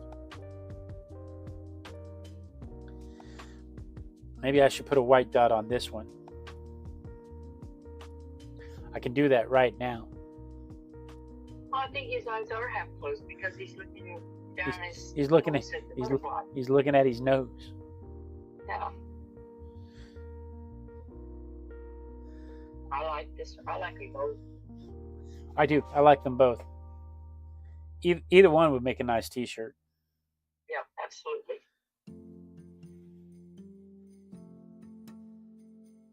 Either one would make a nice poster in your room. And then we went for vintage bottles. Now, I have never painted vintage glass before. This was my first attempt at vintage glass. And painting the bottles through the bottles with the distortion of the bottles was a challenge.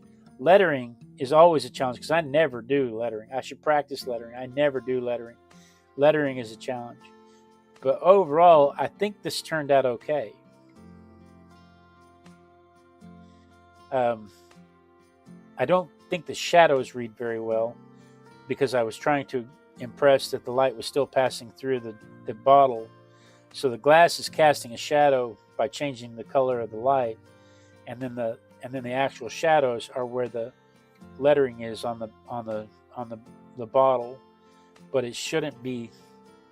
It's not. To me, it doesn't read right. It doesn't make me feel like the light is over here coming this way. It doesn't make me feel like this is a shadow. Because the way this is done, it looks like the light's behind it, not to the side of it. This shadow should be of this jar. This shadow should be of this jar. And this shadow is of this jar, but this shadow looks like it comes from this jar. Just the way it's shaped and the way it's done. This is a green shadow. It should have been a blue shadow. There's just I see some minor things here that could have gone a long way to fix this. Some work on the ellipses can go a long ways to fix this.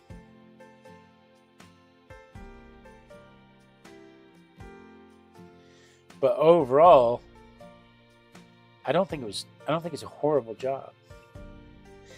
If I were illustrating a storybook, you'd know what it was. You'd be able to recognize what it was. Pamela says she thinks the shadows read correctly, except that the shadows don't seem to cast the same direction. And that's what I mean. This shadow looks like it's coming from this bottle, and this shadow looks like it's coming from this bottle, when they should be coming this way. This light should be coming from over here. Because if it's coming from any other way, then you should see shadows of these bottles over here, and you don't. And if this is the shadow of this bottle, this should be blue, not green. If this is the shadow of this bottle, this shadow is probably right. It's this shadow throwing it off. And then the shading underneath the lettering kind of throws it off a little bit too. The lettering should have just been a grayer green or a darker green, not Payne's gray. But overall, I think it turned out okay. Like I said, if this were illustrating a book, you'd know what it was. Ivy says she thinks it's awesome for a first attempt. Thank you so much. And then I did this one, which nobody under 40 has any idea what that's about.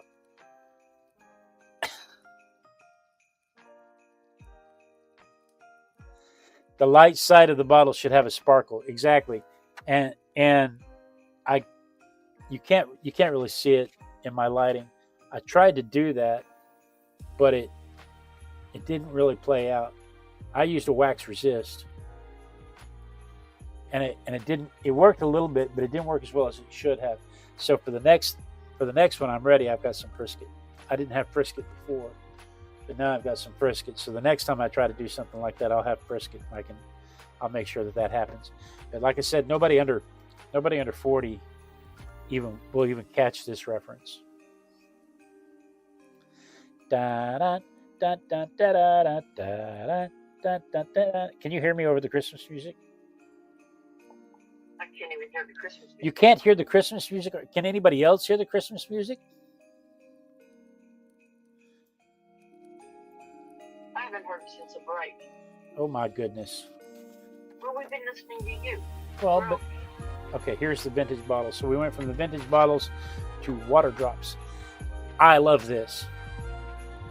I think everything about this worked out very well.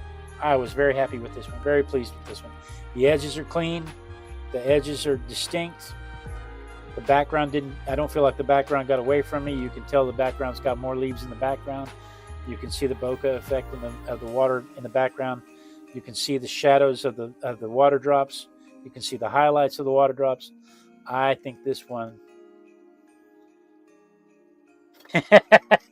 Pamela says, I recognize it, and I'm under 40,000.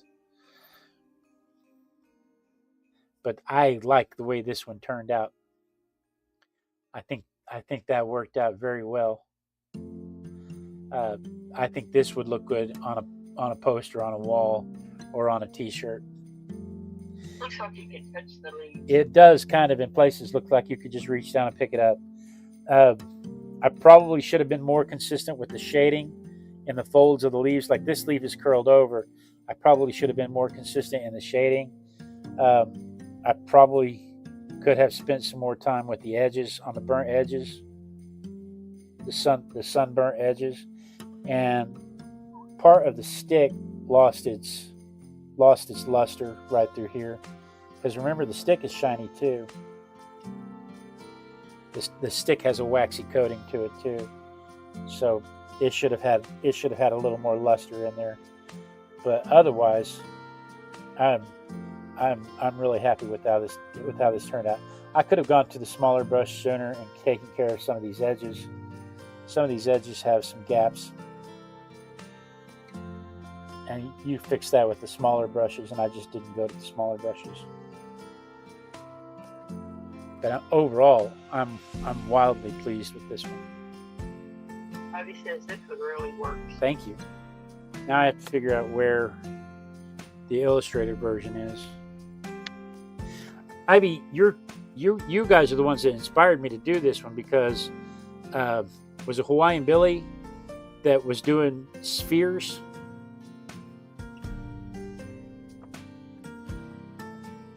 And the way you shade spheres and the way you shade bubbles and water drops are different, and I wanted to talk about that. I was inspired to do that. Pamela says her water drops were not nearly as successful. I think this is what we did. These water drops first. These were my practice water drops, because I had to remember how to do water drops before I could do these water drops. So I didn't really do an illustrated version of water drops. I just did a water drop study. And so I had to do these first so that I could remember what water drops do before I could do these, so that they would read as water drops.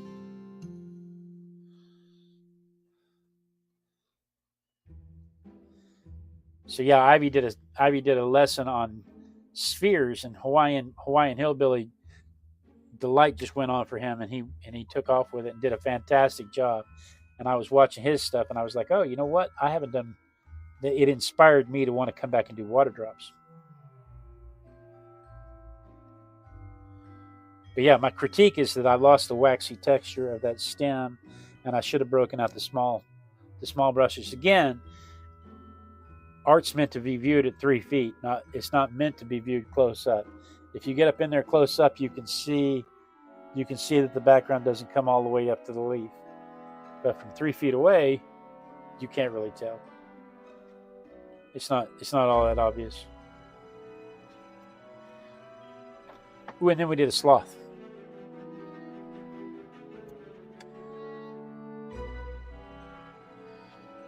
Sloths are members of the Xanarthra family, which means they have an extra bend in their spine. Them, armadillos, and aardvarks or anteaters, whichever one's in South America, I think it's anteaters, are all descendants from the same animal, share a common ancestor. And they're the only 3 representatives of the Xanarthra family.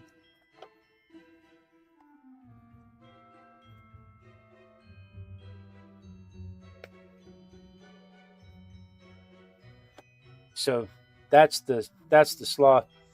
This particular sloth was a gift from Jamie Lynn several years ago. I had mentioned that the sloth was my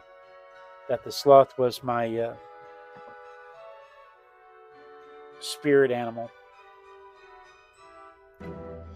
Several years ago, I had mentioned that a sloth was my spirit animal, and Jamie Lynn sent this sloth to me as a gift. I actually think she brought it by the house, and she gave it to me so that I could have my spirit animal with me. And so that was the sloth that I used as a reference for the one in my painting. I think the darks got away from me. I like the contrast. I think he's probably a little too orange, and it makes him. It kind of blends in with the wood grain in the background. He probably could have been a little more umber than vermilion, but I like the vermilion, so it's okay. But I do think the darks got away from me. But overall, I'm pleased with it. It wouldn't go on a shirt. It's good practice. But a lot of the details are lost. The fur texture is lost because of how heavy-handed I went with the darks on the shading. But composition-wise, he's not too far off from the model.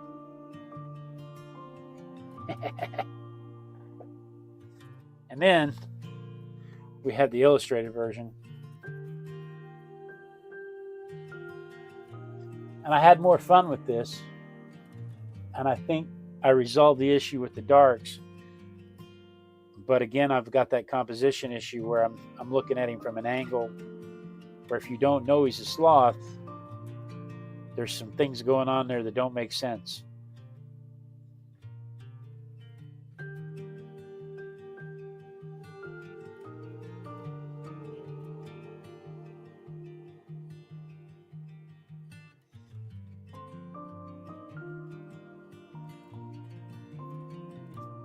So that was that. I do like the background, though. I think the background probably should have been... I love this green, though. But it should have been more subtle. That would have made him pop off the page, and I wouldn't have felt like he needed so much dark on him. Then we had the ball of yarn.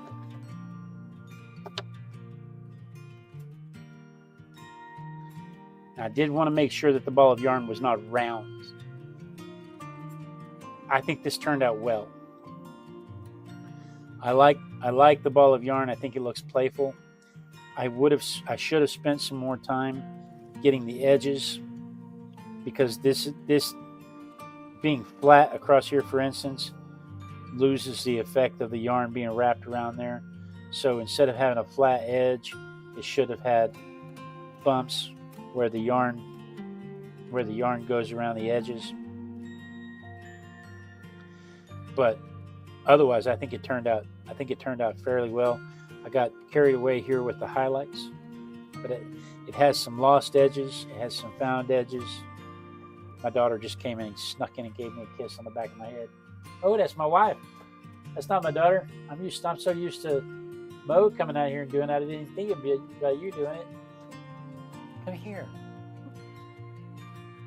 Come. Oh, nope. You're on. Yeah. Oh, yeah. Oh, yeah. Oh, yeah.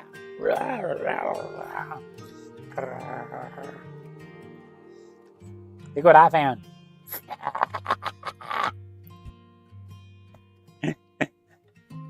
Thank you. Anyway, I like the way the yarn came out. It's playful. If I were going to do it again, I would make a point to, one, I would make the yellow brighter, and I would make sure that the edges pop off like they're supposed to, so that it doesn't look like half flat edges.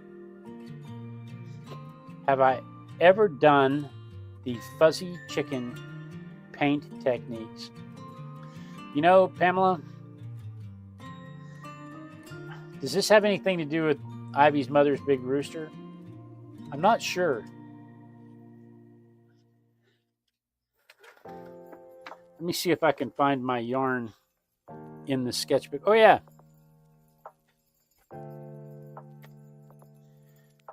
There's the illustrative yarn. And the same thing happened here. I think the edges should have been bumpier, and I think the color should have been lighter. But overall, I like the way this thing turned out. It looks playful. It looks fun.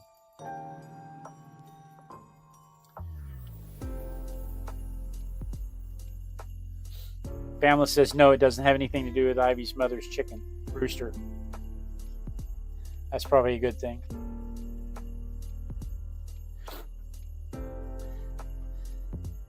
Can you tell us about the fuzzy chicken painting technique?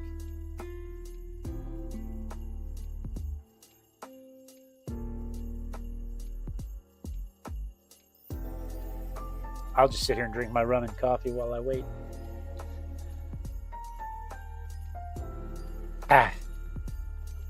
And then I did a lemur. Every morning it gets down to the 50s in Madagascar at night, and every morning the lemurs all go to the sun and find a branch or a log or a rock or something to sit on, and they all face the sunrise in what's known as the lotus pose. The lotus pose is where your feet are in front of you together and your hands are out in front of you like this, and the sun hits this whole section. It maximizes the sunlight on their bodies, and it warms them up. It's a very zen pose. And so the lemurs do that every morning. And so I have this, I did this one, and kind of like the sloth, I think the darks got away from me in places, but not too terribly bad. This one is not, I don't think this one is as carried away as the sloth. I think this one's okay. I think this one would still work on a t-shirt. Pamela says it has to do with wet over wet to draw out the paint towards the water, which makes or gives a fuzzy texture. Yes, I've done that. I've just never heard it called a fuzzy chicken technique. I do that all the time when I'm doing clouds, or when I want to do transition color. I'll put the base color down, and then I'll put the color I want it to transition to, and then I'll water between them until the water connects to the other color, and then let it bleed back out, and then that way it transitions in the middle, like this edge right here. I have done that. I didn't think about trying it on the yarn.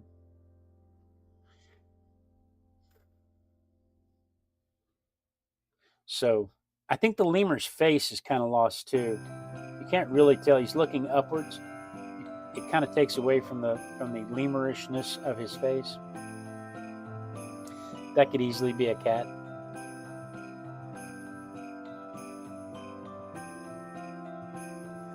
I think the illustration did a better job of preserving the lemurishness.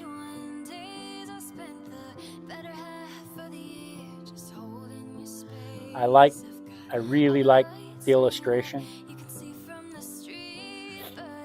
That just looks fun to me. I could absolutely see that on a t-shirt.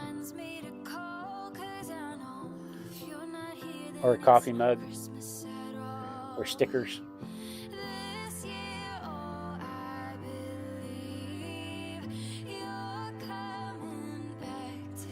But I think this one turned out way better than this one. I think if I'm going to critique this, I'm going to go with the line work again. I think that line work should be cleaner. So going forward, what I feel like I need to focus on is I need to focus on controlling my lights and darks. I need to focus on my line work.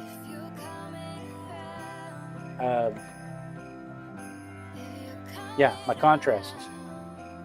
My contrasts and my line work are my what I feel like are my weaknesses that I need to pay more attention to. Most of the time, I think I've got the colors down. Most of the time, I think I did a pretty good job of capturing the color of the item. Yeah, slow down. That's the kicker. Slow down. Don't dive into the. Don't try to push through it as fast as I can. But I also, Pamela, in my defense,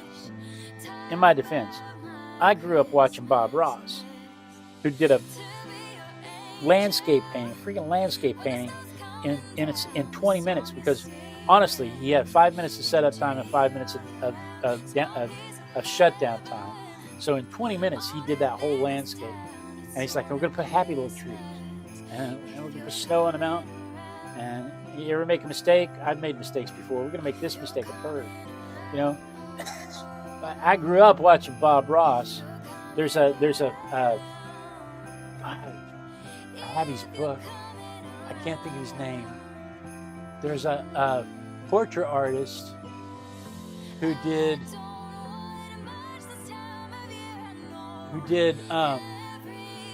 10-minute portraits, and he would do 2 portraits every episode on PBS. He would do 2 portraits per episode, and I bought his book. I don't see it though. And it was supposed to be a series of books, and as far as I can tell, he only ever made the first book. He never came back to finish the series. Probably because he never sold very many copies of the first book. But that's what I grew up watching, was the instant gratification artists, the ones who could just go slap, slap, slap, slap, slap, slap, slap, blam, it's an art. You know, the guy on Johnny Carson that would run out there and the music would be pumping, and he'd run out there and he'd slap his hand on the canvas and the music would be pumping, and he'd run out there and he'd slap his hand on the canvas and the music would be pumping. And then in a little 5-minute segment, not 2-minute segment because it's Johnny Carson, in a little 2-minute segment, and he flipped the canvas over and it would be Jimi Hendrix, you know, and he did it in 2 minutes, just slapping the canvas as he ran by. That's the stuff I grew up with. And so when I draw and I paint, I feel like I have to keep that kind of pace. And you're right. I should slow down. Enjoy the process more. Oil and water don't mix. What are we talking about, oil and water? This is all watercolor. What? Okay, so again, going forward, looking over my last 6 months worth of work, I would say the things I want to focus on are line work, and I want to focus on my contrast. I want to make sure that I'm not overburdening things with contrast or neglecting contrast when it needs it. So I'll focus more on those things going forward. Any other suggestions? Slow down, enjoy the process.